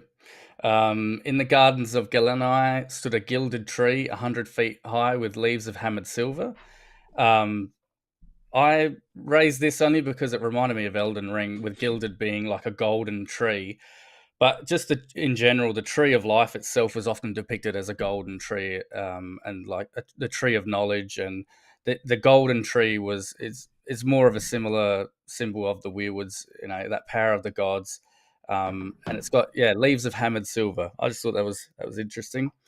And of course, Torch. there's Rowan Goldtree, daughter of Garth, and Mm, that's the gold. And that's associated with oaks too. Oaks are considered golden in color. So yep. the gold tree is like this is a summer king tree. It represents the summer part of the cycle mostly. Yeah, that's good actually. Yeah, so torchlight glimmered behind windows of leaded glass in the Lord of Harmony's wooden hall, showing half a hundred kinds of butterflies in all their bright colours. That's One sick. So time, even the Nathi have like a temple here. yeah, I wasn't sure what to I make of that forgot. other than that Harmony being singing. But Well, yeah, he's like the Jolly Green Giant, so he's kind of a Garth figure. And the mm, most deadly butterflies are black and white. Ah, there you go. Forgotten that. That's good. So, Yeah. and because that's the whole thing. It's like, who defends the weirwood net? Who defends Garth? Like, it's what comes out of there. Black and white killers. Mm, The others and the mm, brothers. yep. One time, the girl remembered the sailor's wife had walked her rounds with her and told her tales of the city's stranger gods. This is the house of the great shepherd. The three-headed trios had that tower with three turrets, which the three-headed to me reminds me of the three-headed symbolism of the dragon of House Targaryen. The first head devours the dying, and the reborn emerge from the third. I don't know what the middle head's supposed to do. It also brings to mind Tyrion's dream, where he has a dream of having three heads as well. Um, I can't remember the specifics of that, but it brings that to mind as we read through it. Yeah, he's got like Um, Barristan the Bold and yeah, I'd have to look it up. It's some escaping me at the Targaryen moment, hero. but I forget. yeah. So then we go on to see the stones of the silent god, which the trees, the old gods themselves are very much silent gods in a way. They speak through whispers, but thought that was interesting. And then we have the entrance to the pattern maker's maze. Only those who learn to walk it properly will ever find their way to wisdom, which is it's interesting because we see the weirwoods described as maze-like often, and we there's another the blind god Boash. I think there's the followers of the blind god Boash. They blind themselves and to experience Open their third uh, eye in the darkness. Same open. principle. Yeah. So it almost feels like this pattern maker's maze. They might be walking it in darkness as well and learning to navigate the weirwood net almost like a greenseer does in the darkness, sort of thing. So Yeah, and the um, whole idea behind Odin sacrificing physical things like his eyeball and his life in order to gain magic sight and power, it's just a metaphor for the spiritual pursuits, man. It's the shaman's mm, life. It's like, if you really want to pursue something like spirituality, like, you kind of have to make other sacrifices that leave other things behind. And that metaphor is really taken very far in like metaphysical circles and stuff, but that is the idea. It's I guess more the better version of it is that it's just, you have to be willing to gain mastery of yourself. You have to sacrifice. You have to be willing to do things that are yep. hard and let immature parts of yourself die. Like, for Mm, example, Kali, with all her death imagery, she's got skulls and a bloody bowl and a scimitar. Those are all metaphors for like slaying lies. The blade that's got eyes on it because it represents truth and true vision. So like, yeah, if you mm. really want to be follow that sort of elevated spiritual path, you have to take a warrior's mentality. You have to be willing to, yeah, sort of stare into Sacrifice the for God. void and confront any dark truth about yourself and all that stuff. So I think that's Mm, kind of what they're what am, mm. I Fenrisian, we're having a disconnect of some kind. Dave keeps saying no, Gaelic cannot be a source, it's just a copy. I don't know what you're having an argument with me that I don't think I'm having with you. I'm not sure. Um yeah, I don't know Gaelic myths super well. I've only researched a little bit here and there, mostly the Lug and the Baler of the Evil Eye. And I'm a little bit about the Tuatha and the She and all that stuff, but like, I only know a little bit. It's not my strong point at all. So, one, if I'm saying anything that's wrong, just let me know. And B, I'm not meaning to make any assertions about it at all. I don't know enough to do that. So, I don't know. Mm. Yeah, that's all I'll say. So, feel free to fill us in. I don't, like I said, Gaelic myth is complicated. There's a lot of stuff, and the names are really hard to say. So, Mm. yeah, feel free to enlighten us. And it all is, of course, tangled up over time, um, in the British Isles, because we've got some Proto-Indo-European influenced myth that's Celtic myth, and then we've got some older stuff. A lot of the Gaelic myth seems to be pre-Proto-Indo-European, but other stuff is influenced by Proto-Indo-European. So it is a complex web. Again, I've only delved into it a little bit. So Three-headed trios is kind of like, seems to be George's own creation to describe these cycles. Like the dead go into one head and the newborn emerge from the other. What's the middle one? Well, the middle one's the void. That's the in between. That's the House of Black and White. That's only the Green Seers know that. Like most people don't know what's going on there. They don't know how the circles of life work. What's in the void. And that's what she's saying. Like, we don't know what that middle head does. It's the unknown. Yeah, it's that unknowing. Yeah, yep, spot on. And that's why that's the stranger. Essentially, that's the death cycle. Like you die, mysterious things happen, and then you're reincarnated. So yeah, that's the stranger. That's the death part.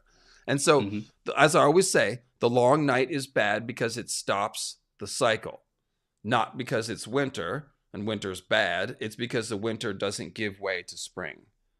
So it's like the middle head killing the other two heads and being like, I am God, Yeah. And then, so the last one I had was Aquan, the Red Bull, which we were talking about the Minotaur yesterday. I need a Red Bull. Yeah. And and this brought to mind, so every 13th day, the priest slit the throat of a pure white calf and offer bowls of blood to beggars, which, we're speaking about mazes, we're speaking about offering sacrifice of white calves. And this is what happened in the Minotaur myth. I looked up a bit yesterday. We were supposed to be sacrificing a pure white calf to the god, and they chose to not do that. And they chose to swap it out. It's almost like a swapped baby, even like a swapped sacrifice. So we've swapped it out for a normal bull. And eventually the myth leads to the creation of the Minotaur, which we might discuss a little bit after when we're speaking about the maze-like aspects and the monster within. Yeah, let's save the Minotaur. Let me do the Mithras thing first, because I think that's more relevant. Here we have the 13th day. So last hero math, 12 plus 1. And this is about John and Ghost, okay? So John is heavily paralleled to Mithras. Mithras has a companion that is a white bull. And in order to be reborn, according to some, Mithras, we don't know exactly what they believe, but there's this scene called the Tauroctony, where Mithras is sacrificing this white bull, and there's the constellations and the sun and the moon, and there's a snake and a dog and all these symbols that are always there. It's all different versions of it, but it's thought that him slaying the white bull, who is his companion and friend, is some sort of sacrifice that enables his rebirth. And we see Mithras in a different statues. He's called Rockborn. He's emerging from an egg with a sword and a torch. So it's very Lightbringer-like, and it's very cosmic egg hero being reborn kind of a stuff. So here we have, Jon Snow paralleling Mithras.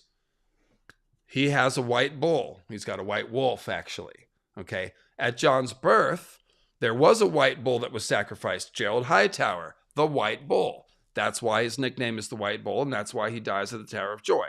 So Jon is born with the sacrifice of a white bull, and he will be reborn with the sacrifice of his white wolf. Okay. Now, again, as I always say, don't be too sad, because Jon's spirit and Ghost spirit are going to join up, and that wolf man spirit is going to go back into Jon's body. So Ghost is really going to be in Jon, with Jon, keeping him company. That's good. But the wolf body is going to be sacrificed like Drogo's horse in the pyre. And that's going to be the Mithras thing, the white bull sacrifice. So here we have every 13 days, we have to sacrifice the white calf. So it just shows you Jon is a last hero figure. His resurrection is like the last hero's resurrection. My theory, of course, is that the last hero is like Cold Hands or Jon, a resurrected Night's Watch. All of his friends were too. That's what I think that's all talking about. And yeah, the pattern makers, the entrance to the pattern makers maze is the weirwood door. So you talk about like repeating symbolism here, like that's the same idea. Absolutely. And also, who's guarding the entrance to Braavos, Canals, and Waters? It's the Titan. So the Titan is kind of like the Black Gate here, or like Cold Hands, who lets people through the Black Gate and is, you know what I mean? Last hero like. Very good. Yep.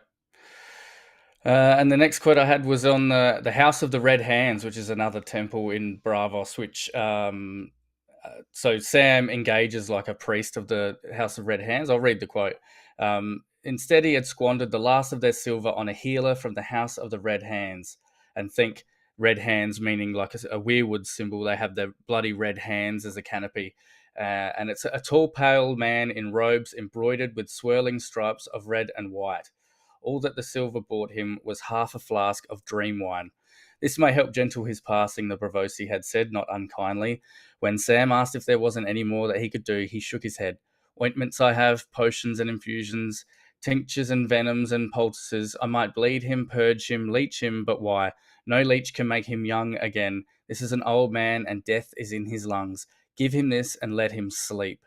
So it's almost like this weirwood priest giving a dream wine to a dragon figure. Again, we're seeing this dragon entering like a weirwood in this, through what we see here. He's dressed in red and white, so he's got those red and white weirwood colorings.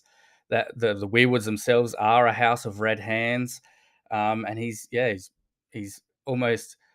giving him dream wine to let him pass into the death realm. So he's almost a weirwood priest allowing a dragon-like figure into the weirwood net. That's probably what we're looking at here. And he almost sounds like a caduceus staff, like the medical symbol of, the snakes around the staff, where it's because it's the swirling stripes of red and white. And he's, like I said, he's a doctor. But very good. I don't know if that's intentional or not. Just something that occurred to me. But the canals. Okay, thank God. Let's talk about the canals. Braavos, like we said, their waters are green. The canals branch like a root network or like a branch network. The canals are like branches of a tunnel. Then we got the Warren. We talked about that. Everything is maze-like. See, we can breeze through this. We've already laid the ground. So Winterfell is described as a stone labyrinth, and this is where the Minotaur comes in. Calling it a stone labyrinth implies there's a monster. Okay, now, the monster inside of Winterfell is Azor Ahai or Jon. It's Jon specifically. But if you want to take Winterfell as a metaphor for the weirwood net, then it's Azor Ahai is the monster sleeping in the weirwood net. But Jon, think about Winterfell. There's tons of symbolism about a dragon under there. This that's their version of the Minotaur, and because it's a stone labyrinth. Now, let's talk about the myth of the Minotaur. It's Theseus is the hero who slays the Minotaur, and he goes to the maze, and he is it's Minos. King Minos is the owner of the maze. It's built by Daedalus. Here's the thing, though: Minos's daughter Ariadne is a half sibling to the Minotaur. Because what happened is, like you said, Minos was supposed to sacrifice a white bull and didn't. And so Poseidon got Aphrodite to have Minos' wife, Pasiphae, fall in love with a bull. And she had Daedalus make a wooden cow thing that she could climb into so she could copulate with the bull, because Greek myth is like that. And so the Minotaur is the child of this bull that was supposed to be sacrificed and Pasiphae, and thus a half sibling, a half brother of Ariadne. So remember, I just said the sleeping dragon monster in Winterfell is really Jon Snow. Jon Snow is the half brother of Ariadne Stark. Arya Stark. Yep, that's good right there. That's good. Pretty good stuff. Ariadne, that's her. So she is really, it's if you think about it, it makes sense, because Bloodstone Emperor and Amethyst Empress are brother and sister, and that's probably just a different version of Azor and Nissa. So there seems to be some version of the myth where they're related, just like Ariadne and the Minotaur. Hard to say how literal it is. These are mythical figures. We don't know. Again, Azor Ahai, last hero, Bloodstone Emperor. Is it an evil uncle and a nephew? Is it a father-son? Brothers? it doesn't matter. We don't know. It was 10,000 years ago. Any of those things work. So, one other thing about the Minotaur I was thinking about last night was he's a monster, but he's also a horned monster. So like a horned, and it sort of reminds me of Azor Ahai being a green man, and potentially he's a horned lord or like a green man no, with we their see horn. demonic bulls for Azor Ahai symbolism. Absolutely. Sometimes. Yeah, absolutely. So he's that horned monster that sort of rises up out of the maze. Yeah. And the red color is really the big, I mean, Azor Ahai stuff is always red. So yeah, Always, a red bull that demands blood sacrifice. Yeah, it's like the dark version of Garth the Green. It's like Azor Ahai is the weirwood now, demanding blood sacrifice, right? Because that's what I said. Azor Ahai turned the weirwood into a dragon, and he lives in there, and so he demands sacrifice. Yeah, that's right. That's him. It's perfect. Yeah, fits well. Oh, Aquin, the name Aqua, like water. Yeah, he's the Lord of the Sea. Azor Ahai reborn from the sea. Yeah. Yep. The Red Sea, the Blood Sea. Very good. Aqua and the Red Bull. Man, I need a Red Bull. Okay. So, Winterfell's a maze, the labyrinth. Okay. Yes, Braavos looks like one great island, but in fact is a whole group of islands linked together. So, as you pointed out, that's a good version of the hive mind. The weirwood trees are individual trees, but they link together. Yeah, and all the buildings that are linked together on these islands are described as having pointed hats. Almost like they're wizards, like wizard imagery. So these green seas, these wizards are all sort of linked together in this hive mind. So yeah, I really like that you pointed that out. They're wearing little wizard hats. Yeah, he loves the wizard hat idea. He does. Going on he mentions a pointy hat wizard. Yeah, we've got to actually give us one at some point. At some point, but okay. The Bridge of Eyes. Oh, did you grab that quote? I forgot to grab it. Hopefully, you did. I did. Yeah. Man. Okay, let's just tear through some of these. Ahead stretched a broad expanse of pea green water. So green water associated with plants, just like the green Dothraki Sea, rippled like a sheet of colored glass. Ooh. This is more glass candle weirwood net crossover language. We see that a lot. I think it's just because they do similar stuff, but maybe Bloodraven's got a friggin' candle down there. I mean, the children have obsidian. I don't see why they couldn't have a candle. Yeah. God. Yeah. Okay. It's gods. Yeah. All right. Let's from its wet heart arose the city proper. Oh man. The green sea, the weirwood heart. There's no double meaning here. Nothing. From its wet heart arose the city proper, a great sprawl of domes and towers and bridges, gray and gold and red. That's cool. So the city is a bunch of islands, and they sprout from the wet heart of the pea green water. That's cool. The stony maze of islands and canals, that was Braavos, devoid of grass and trees and teeming with strangers who spoke to her in words she could not understand. Frightened her so badly that she lost the map. Soon herself, Sam found her weeping at the stony feet of some long-dead sea lord. All we have is canal water. Oh, this is Gilly. Okay. All we have is canal water, he told Maester Aemon, but the cook gave it a boil. There's dream wine, too, if you need more of that. So drinking the canal water, that's like drinking from the Green Sea. You don't and more of that weeping woman symbolism that we've seen constantly arising, and she's at the feet of some long dead sea lord, like a statue.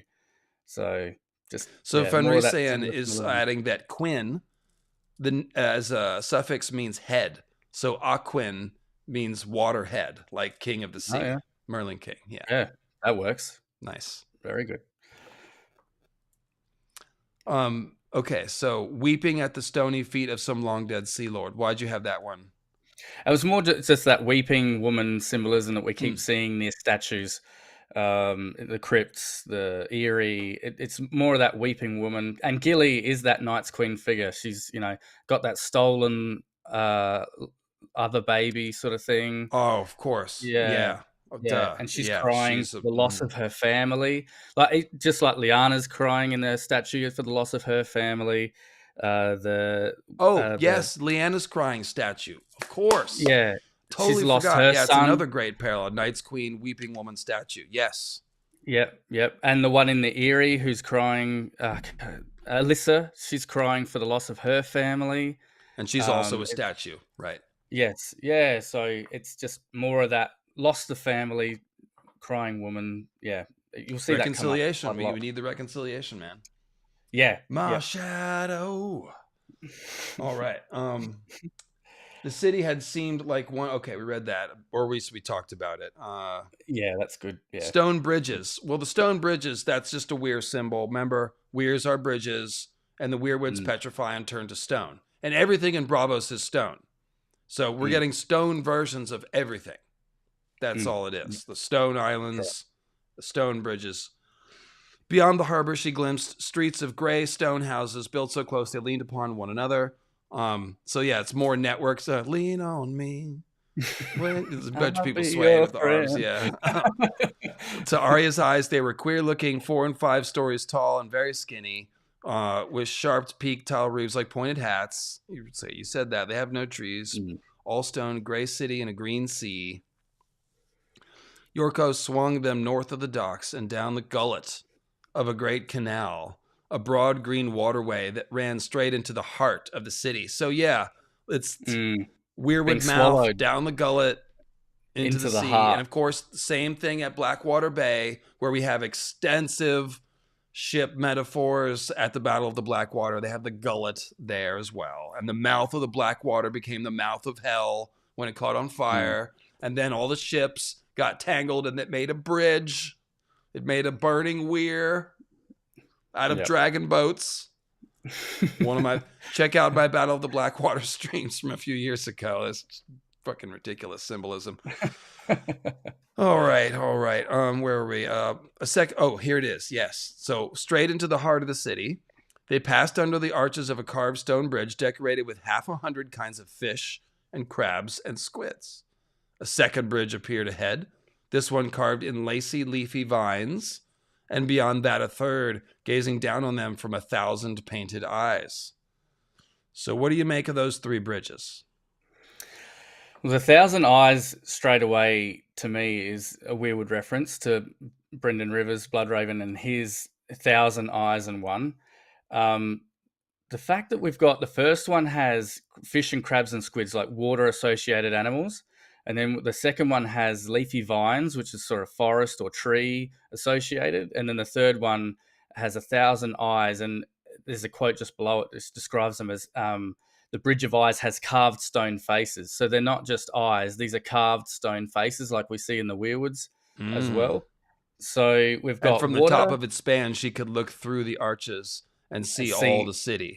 Okay. Yeah. So it's more, again, that's stone faces, weirwoods, seeing through the faces, seeing through the weirwood net. But the fact that we've got water with the fish, crabs, and squids, and then lacy, leafy vines is forest. I think that's just explaining the metaphor, isn't it? Yeah, pretty much. He's like the sea creatures and the forest creatures. Yeah. And you've got forest, stream, and stone there as well, which is the gods the children follow. They follow gods of water, gods of forest, and gods of stone. So these 3 are all showing us each examples of that. So just more children. Guys, should we update the software right now? Let's not. Very cool. Yeah. That one used to vex me, but yeah, now it makes plenty of sense. The mouths of lesser canals open to either side.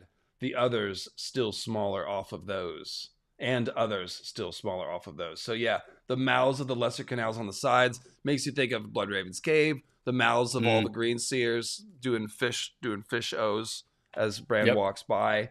Because remember, Bran and Arya, the whole thing parallels. So Arya's passing by on this canal, just like, oh, look at same stuff. Yeah. Yep. And then some of the houses, we have to see the others, and so the others are there too. Further down, they're further away. Yep. And to further that, back to Bloodraven's cave, turning the canals into a sort of tunnel. Yeah. Yeah, there you go. So the houses built over the top turn it into a tunnel. So we're literally in the tunnels of the cave systems of the weirwoods, in the Green Sea, He loves to do that. It's to show you the metaphor. He's trying to help people like Elio, frankly. He's like, because like in all seriousness, I have ADHD. I'm good at pattern recognition. Okay. Other people think different ways. Guess what I could not do? What Elio does. I could not keep Oh yeah. track of everybody's lineage and genealogy. And I mix up details all the time on this channel. I'm not good at that. So yes, if like George is trying to show people symbolism, he's trying to walk people into it that aren't like looking for it already by just doing these repeating patterns over and over. He's like, see, you get Nudge, it. nudge, wink, wink, say no more. Yeah. And we're Turning about to the see another canals great into a sort example. of tunnel. Yeah, that's great. Yeah, that's a good one, that one. We're about to see another great example of these repeating parallels that George is sort of suggesting to us. You need to like sort of look at with the Sea Lord's palace as in the next quote. So we speak. So the long way took her across the bridge of the eyes with its carved stone faces. From the top of the span, she could see through the arches and all the city. The green copper domes of the Hall of Truth, the masts rising like a forest from the purple harbour, the tall towers of the mighty, the golden thunderbolt turning on its spire atop the Sea Lord's palace, even the Titan's bronze shoulders across the dark green waters. So that turning thunderbolt on the Sea Lord's palace, the Sea Lords we see are statues. They're grey statues. They're the sort of the king of Braavos, and that makes us think of the Grey King and him calling down that thunderbolt from the storm god and then utilizing that power. So, and as we're about to go through the Sea Lords, one of them is holding this raised star above his head, which is another. That's just I was just thinking of that. I'm following you. You've already laid this down, but yeah, I hadn't read through I was just making that connection. Yeah. You have that right? We do. It's down past the Arsenal. I think we went through the Arsenal, then the Titan, and then the Sea Lords. But it's up to the Sea Holding a Lords is quite star. interesting. Yeah, There's another worshipping a one holding a fallen hammer. star. Okay, here it is. Sorry. When she looked behind her, the harbor and the lagoon were lost to sight. Ahead, a row of mighty statues stood along both sides of the channel, solemn stone men, like the kings of winter, in long bronze robes, think first men, spattered with the droppings of seabirds, think just poop. That's just color and poop. That's color. That's fine. Spattered with some held books, some daggers, some hammers. One clutched a golden star in his upraised hand. So the thunderbolt was golden as well. Just a symbol of the godly, fire of the gods. That's good. That's a good pairing. Another was upending a stone flag and descended endless stream of water, aka the river of time, splashing down into the canal. Are they gods? Asked Arya. Sea lords. They are gods of the sea. This is all metaphor for green seer stuff. Yeah. So hammer of the waters. They hold books because the green seers have all the knowledge of everything. Daggers. Daggers can be freaking unsure anything. about daggers. Yeah, but hammers, the green seers called down the hammer of the waters. The hammer and the star together is nice. Yeah, and being called the Sea Lords, they are lords of the sea, the lords of the green sea, which is exactly what a green seer is. They are a sort of lord seated on their throne down in the cave, and they're lords of the green sea. So I think that's what he's suggesting out here.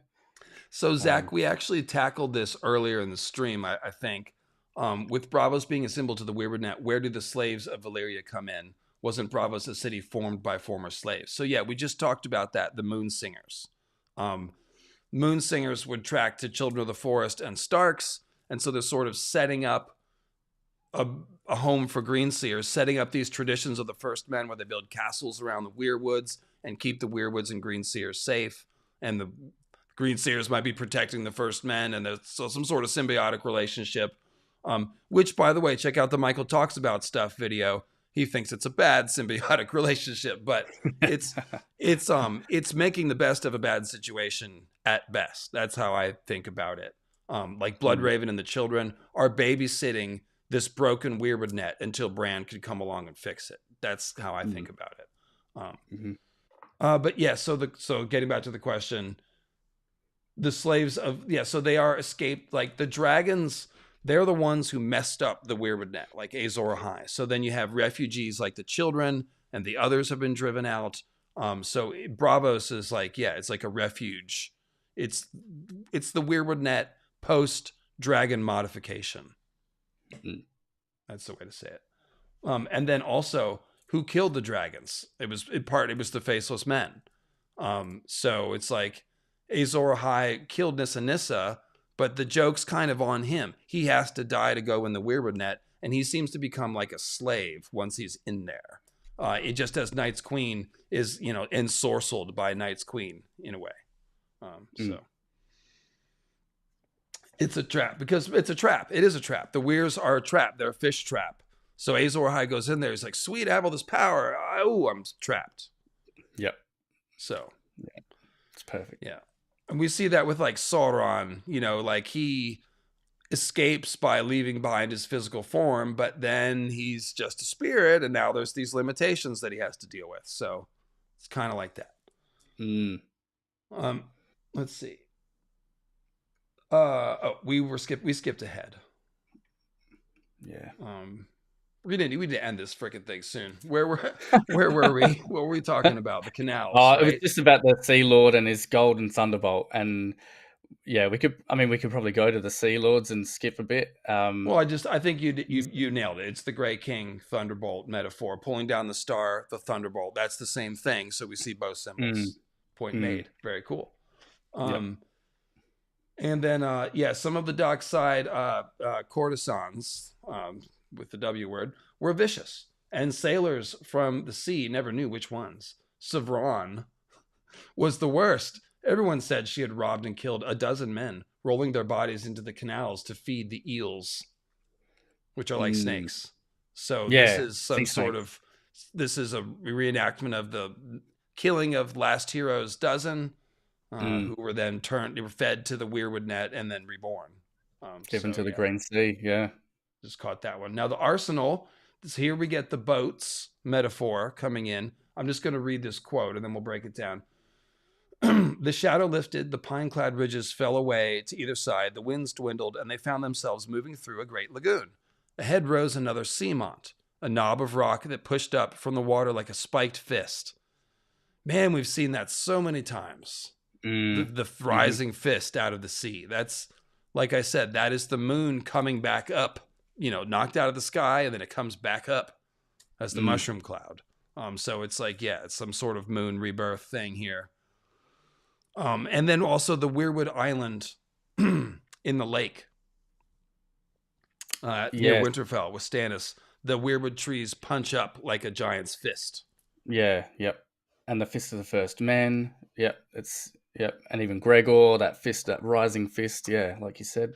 And Fist of the First Men, I'm sorry, that should be the first thing we think of, actually. Yeah, because that is where we see the others attack the first men, or the Night's Watch. So check this out. It's stony battlements bristling with scorpions, spitfires, and trebuchets. The arsenal of Braavos, Denyo named it. Denyo, as proud as if he'd built it. They can build a war galley there in a day. Arya could see dozens of galleys tied up at quays and perched on launching slips. The painted prows of others poked from innumerable wooden sheds along the stony shores like hounds in a kennel. And of course the others are wolves and hounds quite often. Lean and mean and hungry, waiting for a hunter's horn to call them forth. She tried to count them, but there were too many. That's bad. And more docks and sheds and quays where the shoreline curved away.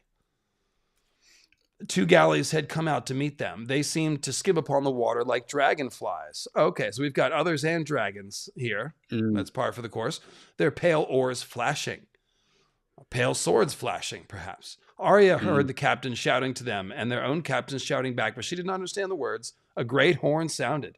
The galleys passed to either side of them, so close she could hear the muffled sound of drums from within their purple hulls.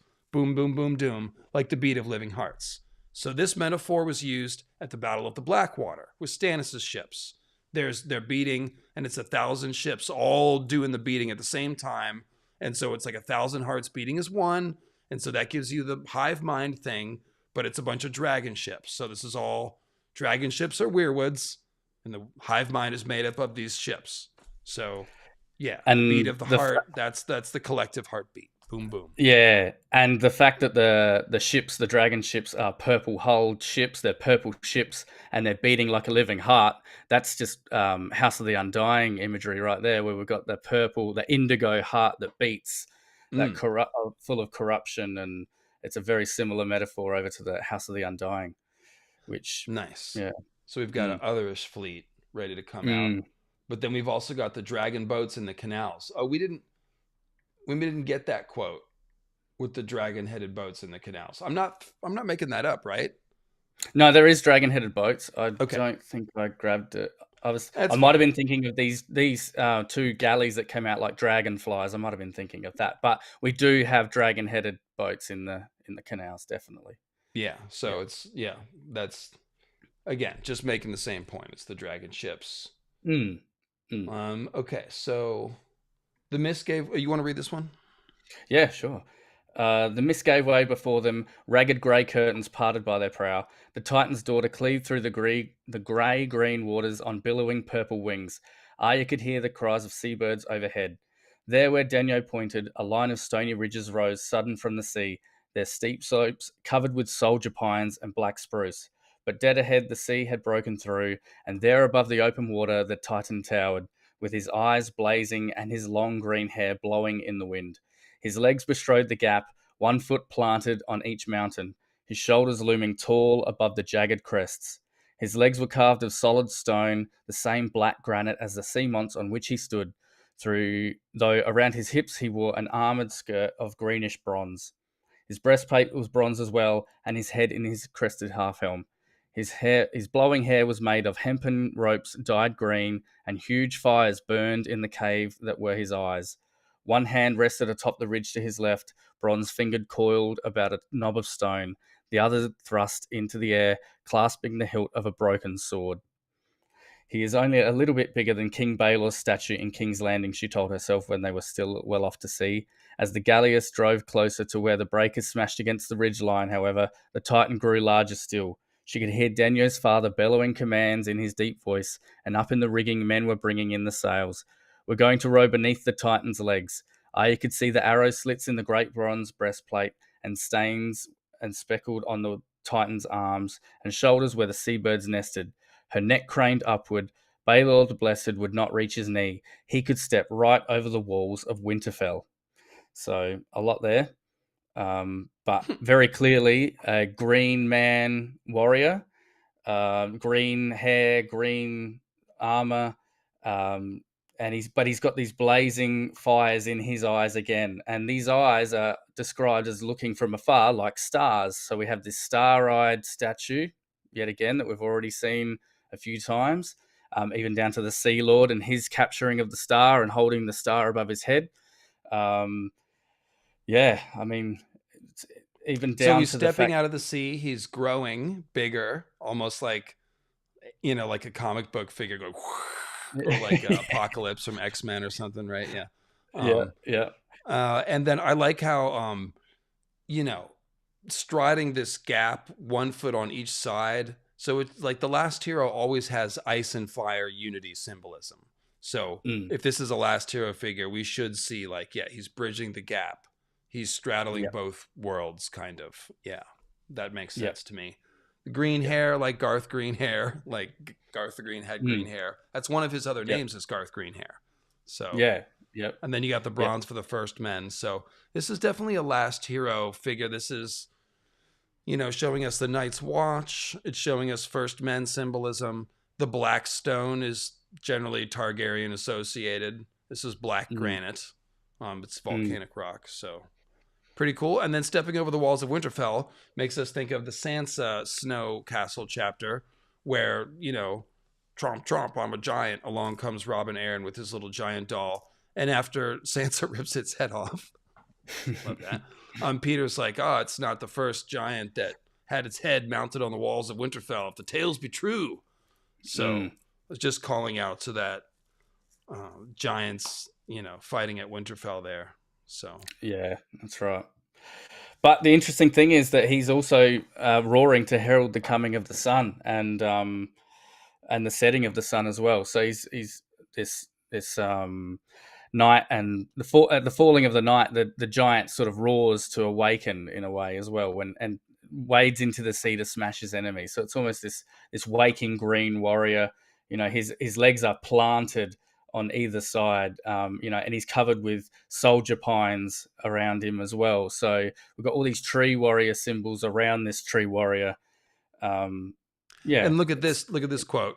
The Titan roared to herald the coming of the sun. The sound would boom across the lagoon, faint with distance, but still loud enough to wake the sleeping city. So it's definitely yeah. the horn that wakes the sleepers. It's more Mm. Night's Watch, like to defend the city at need. You know, Yeah. And that roaring is often depicted as being thunderous as well. I think there's a quote where I haven't pulled it, but it's saying his roar was the sound of thunder across the lagoon, which once again, we got statues with thunder, Grey King calling down the lightning, the Storm Lord with his lightning bolt. The Sea Lords with their lightning bolt. So we get this thunder and lightning association with these stone people as well. So just all tying together. So yeah. and then there's another. We talked about Arya as the Titan's daughter. The Titan might show us Last Hero or Azor High, and Arya is like a mini version of it, or a rebirth of this character. The mummers of the ship showed her how a hero stands, and taught her speeches from the Song of the Rhoyne, the Conqueror's two wives, and the Merchant's lusty lady. So yeah, she's taught how a hero stands, and there's the Titan, standing. Yeah, tall. Yeah. She's the Titan's daughter. And if the last hero is Stark, because he had his wolf and his companions with him, then she would be technically a descendant of the Titan or of the last hero. So yeah, it's very on the nose, quite good stuff. But so we didn't. Okay, we did some of this Sea Lord stuff. yeah, we covered a fair bit of it. It was more the lightning and thunder associations with all these stone. Even the Stone Kings of Winter, we have Donar. He's like thunder associated. Down to even the Bloodstone Emperor and his association with the Hammer of the Waters, there being a bloodstone island, and he worshipped a fallen star, a meteor as well. So it's this meteor power that falls to the earth with lightning that almost this person's managed to capture the magic of the meteor or the energy of the meteor or something and use that and raise it above his head as I am the king because of this power that I've got from the gods. It's exactly the idea. Hugo of the Hill shows that really well. The father above pulls down 7 stars for his crown, which is the thing that signifies his kingship. So it's kingship. Yeah, absolutely. So yeah. But that was about it. There's a lot of associations over to the Night's Watch with the Sea Lords. They serve for life, yeah. But the knives come out when they choose a new one, so that's like Jon's assassination you were mentioning last night. Yeah, and it's not a hereditary rule. Like that, one of the citizens can be chosen. So, like any Night's Watchman can be elected to Lord's Commander. So, yeah, Sea Lord has a menagerie of captured animals he owns, like a skin changer. That's cool, like Varamir's 6 skins. Yeah. So, a lot. Yeah, it's Green Seer, Night's Watchman, skin changing. There's a lot of associations over to the Sea Lords. But yeah. Cool. Well, yeah, we pretty much nailed that. Oh, also, the Sea Lord's always looking for more oarsmen. Sounds more ominous when you think about him as like the Merlin King, god of death. Like, oh, we always need some more oarsmen. Yeah, that's the right. galley of the dead. So we talked about Darren already, pretty much. There's all this stuff about the Moon Shadow. He writes poems about a courtesan called the Moon Shadow. So basically, look, the Night's King was a man who knew no fear, and for some reason, he is a bard figure. I think it's because he's taking the magic of the singers, and because of Balor of the Evil Eye, and he's got all these Baal figures. I'm not sure where it started, but Balor the Blessed builds an ice temple and burns the books. So that's like destroying the weirwood net, kind of. Baal the Bard sneaks into Winterfell and inserts his own bloodline into the bloodline of Stark. That's one of the clues about Last Hero and the Starks being descended from the others. Okay. Then there is Peter Baelish, who steals a Stark maiden, Sansa, and he has a bard next to him, Marillion. There are more. Well, there's Baelor Blacktide. He's got the Black Tide, and he's killed. He worships the gods of the Greenland, so he's killed and drowned and stuff, and is cut up into 7 pieces. There is Balon Greyjoy. He's another Night's King figure. His wife is a corpse queen, Asha's mother. We meet her. So it goes on and on and on. And so that's why we say Daeron, his brother is Baelor the Blessed. So Daeron Targaryen, okay? So Daeron, Night's Watch Bard, named after a dragon. That makes sense because, again, Night's Watchmen associated with dragons quite often. They're fiery people. But Daeron Targaryen's brother is Baelor the Blessed, who is a Night's King figure who made the Ice Temple. And Daeron is a singer, a bard, like Bael the Bard. So, yeah, it's just a circular family of names and ideas. Yeah, make absolutely. And this Daeron Night's Watchman, he's described as having fair hair as well. So more connections over to the Targaryens, or this dragon person who goes into the Green Sea. And he's chasing the moon shadow, singing that's by the moon pool to the moon shadow, trying to get a kiss. Yeah, that's very Azor Ahai like. Absolutely. He abandons the watch to wed the sailor's wife, so a mermaid. Yeah, and he's called the Black Singer, so that's just that's perfect. Bael the Bard, it's another way of saying it. Yep. And yes, the song that he writes about. Real quick, Balon the Brave Targaryen rode Vhagar, a giant ice dragon, and we'd have to go back to his story, but I'm sure it'll have Night's King stuff. Yep. Lots of Night's King stuff here, because he writes a song about the moon shadow, and the song it's about silver hair and red lips. So we have the silver hair, the white hair of this corpse queen or the Night's Queen, and red lips of the weirwoods. We see the bleeding mouths and all that sort of association over to the weirwoods as well. But yeah, perfect Night's King symbol. Left the watch after he met this moon pale woman. Caught her and loved her, married her.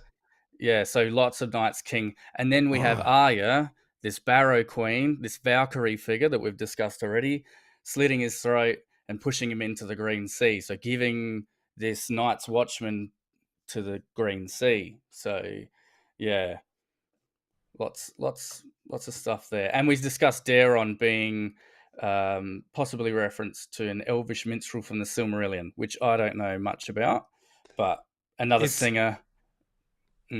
Surely it's part of the inspiration. There's a whole quote here. I think we pretty much made the point, though. Let's keep going. We're a little short on time, so.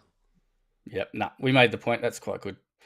But if we're thinking of the sailor's wife as a Night's Queen figure, with this next quote's quite interesting, where it says, so we have the other W word said that the sailor's wife visited the Isle of the Gods on days when her flower was in bloom, and knew that all the gods who lived there, even the ones that Braavos had forgotten. They said she went to pray for her first husband, her true husband, who had been lost at sea when she was a girl no older than Lana. She thinks that if she finds the right god, maybe he will send the winds to blow her old love back to her, said one-eyed Yena, who had known her longest. But I pray it never happens. Her love is dead. I could taste that in her blood. If he ever should come back to her, it will be as a corpse. So we have this Night's Queen figure praying to the gods for her husband to return as a corpse or come back from the dead. So it's almost like this resurrected Night's King figure, this undead corpse king. So that was interesting. And it's even enhanced by the theory crafting here, which is that the father of Lana, her daughter, is Garyon Lannister. There's also a theory that this could be Tyrion's Tysha, so Lana would be Tyrion's daughter. Both of those theories kind of make some sense. I think it's Garyon because of the way Lost at Sea. That matches Garyon. The point is, both Tyrion and Garyon are solar figures because of the lion, the red and gold Lannister lion symbolism. So we have an Azor High lion lost at sea, lost in the weirwood net, and he'll come back as a corpse. Mm. That's just the same story over and Again over. and again. Yep. Yeah. Yep. All right. Thanks, Morse Code Food. See you later, man. And anybody else that's got to leave. Cheers, guys. I'll be leaving soon here myself. Let's see. The Black Pearl. Oh, that's right. The Black Pearl. The most famous courtesan of all. She's descended from the dragons. The woman told Cat the first Black Pearl was a pirate queen. So, again, Nissa, queen of the sea. Pirate queen, that works. The Black Pearl is obvious black moon symbol. So that's the fire moon that turned into all the black stone. The one that caused the long night, it caused the blackness. The one that did the eclipse, which would make the moon a black circle in front of the sun. So the Black Pearl, that's the mother of dragons, if you will. The first one's name was Bellagree Othares. So Othares, the others. It's like, Nissa, mother of the others, in the sense that she becomes Night's Queen. So the Black Pearl is this transformational Nissa to Night's Queen figure. She's ruling the sea now, so she's dead and in the weirwood net. She's black, associated with death and the darkness of the weirwood net, all this stuff. And she's a pirate queen. So yeah, she's a courtesan, most well-known courtesan, a pirate queen. So that's pretty much like, Nissa in the weirwood net, kind of similar to Stoneheart a little bit. It's the queen of this dark hill, and she's got all the people, the brotherhood that serves her. It's like the Night's Watch Brotherhood. Anyway. And her own daughter followed her, and her daughter after her, until you get to this one. So, I'm not sure what that... Maybe that's just more like the main story stuff, if there's any meaning there. But Sam's drowning. What do we want to say about that? Not a lot, really. Just quickly, he falls into the water. He's that moon figure, and as he falls into the black water, when he assaults Daeron and they kick him out, and then he gets pushed into the black canals of the water, and he falls like a stone, like a boulder, like a mountain. So he's this moon figure sinking into the black water of the sea. He goes upside down, drowns, and then he's resurrected in almost like an Ironborn way. So he rises again after symbolically turning to stone, if that makes sense, being this moon figure that falls into the black water and comes back out again. Well, that's just more Last Hero stuff. I mean, Sam does a lot of Last Hero stuff. He comes up out of the well at the Night Fort after coming back from the other side. So it's a similar thing where he goes over and back. He's crossed the narrow sea and then gone back to Westeros. Yeah. So, but that was about it on that one. Okay.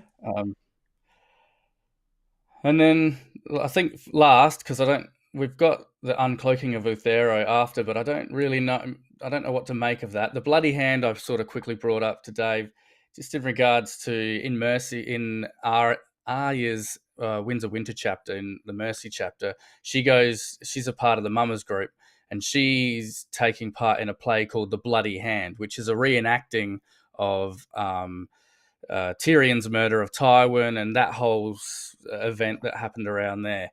And I said to David, it's interesting that we're seeing a play of something that happened in the past play out in a place that's symbolically a weirwood.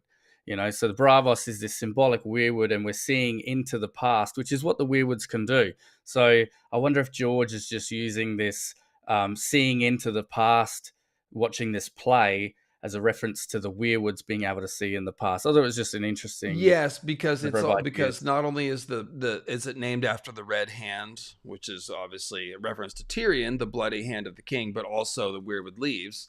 It's a theater that's made in a drowned harbor. It's in the drowned town. So it's like half in the sea, and it's a theater, which is what the weirwood trees are kind of for Bran. So gazing into the past through the Green Sea. So it could be that if we picked apart the scene, there'd be stuff there. There probably would be. I remembered mostly Bonobo's fake, So one quick thing I picked up, that we're talking about dragons constantly at these places. There's water snakes nested in the flooded cellar there. So we've got these sea dragons in the base of this red Just like bloody Yggdrasil. hand. Yeah, in the root Yeah. zone, in So the cellar. Lots of snakes. yep. So many. Once Too again. many to count. Yeah. So there you go. I wasn't sure what to make of the uncloaking of Uthero. We sort of quickly had a discussion about it, whether it referenced others being Uthero, other, or whether it referenced Uther Pendragon. But either way, it's probably more hive mind symbolism because they all sort of unmask themselves at the stroke of midnight as one. Thousands of people move as one. That's all I could really take from it. It seems important, but seems more like thematic commentary, huh? Yeah, potentially. Yeah. So, but yeah, when the Titan roars, tens of thousands of revelers remove their mask as one. So it's what's like removing the mask? What does that mean? Like I maybe think that's getting the green seers out of the weirwood net. Yeah, potentially. Like they are unveiling themselves. They sort of they come forth or something like that. Because I imagine they're all wearing some sort of like, what do you call those masks?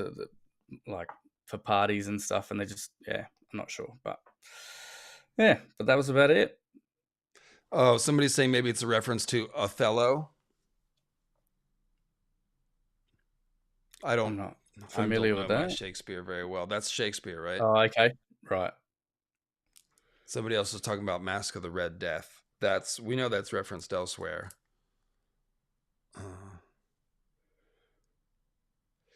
I mean, it's interesting that the Faceless Men wear masks, but I'm not sure how it ties through. But it seems important or relevant. But well, we can't answer everything. We did pretty well, Eldrick, I think. Yeah, man. Yeah. Guys, if you enjoyed the stream, please do click thumbs up. Please do make sure you're subscribed to both of our channels. And as soon as the stream is over, what will be cool is if you could just hit the refresh button and leave a comment with your thoughts on how we did or anything we missed or any of that stuff. So with that said, I will thank you all for watching. I hope to have a video out this week. We'll see. And I'll be back next week with, I think we're doing Schemers next week. Me and Mickey and one other person, I believe. I have to check my schedule. I think we're going to talk about some of the best plotters and schemers in Ice and Fire. So all about Wyman Manderley, basically. Just a Wyman Manderley shine-off session. Schemer of the North, Wyman Manderley. Yes. All right. Okay. So thanks, guys, and I will see you next week. And thank you, Eldrick. Nice job bringing all this. And I think we've thoroughly tortured the text today. That's my new sign-off. Yeah, I enjoyed torturing it, man. Thanks for having me on. Thanks, everyone, for coming. Make it stop.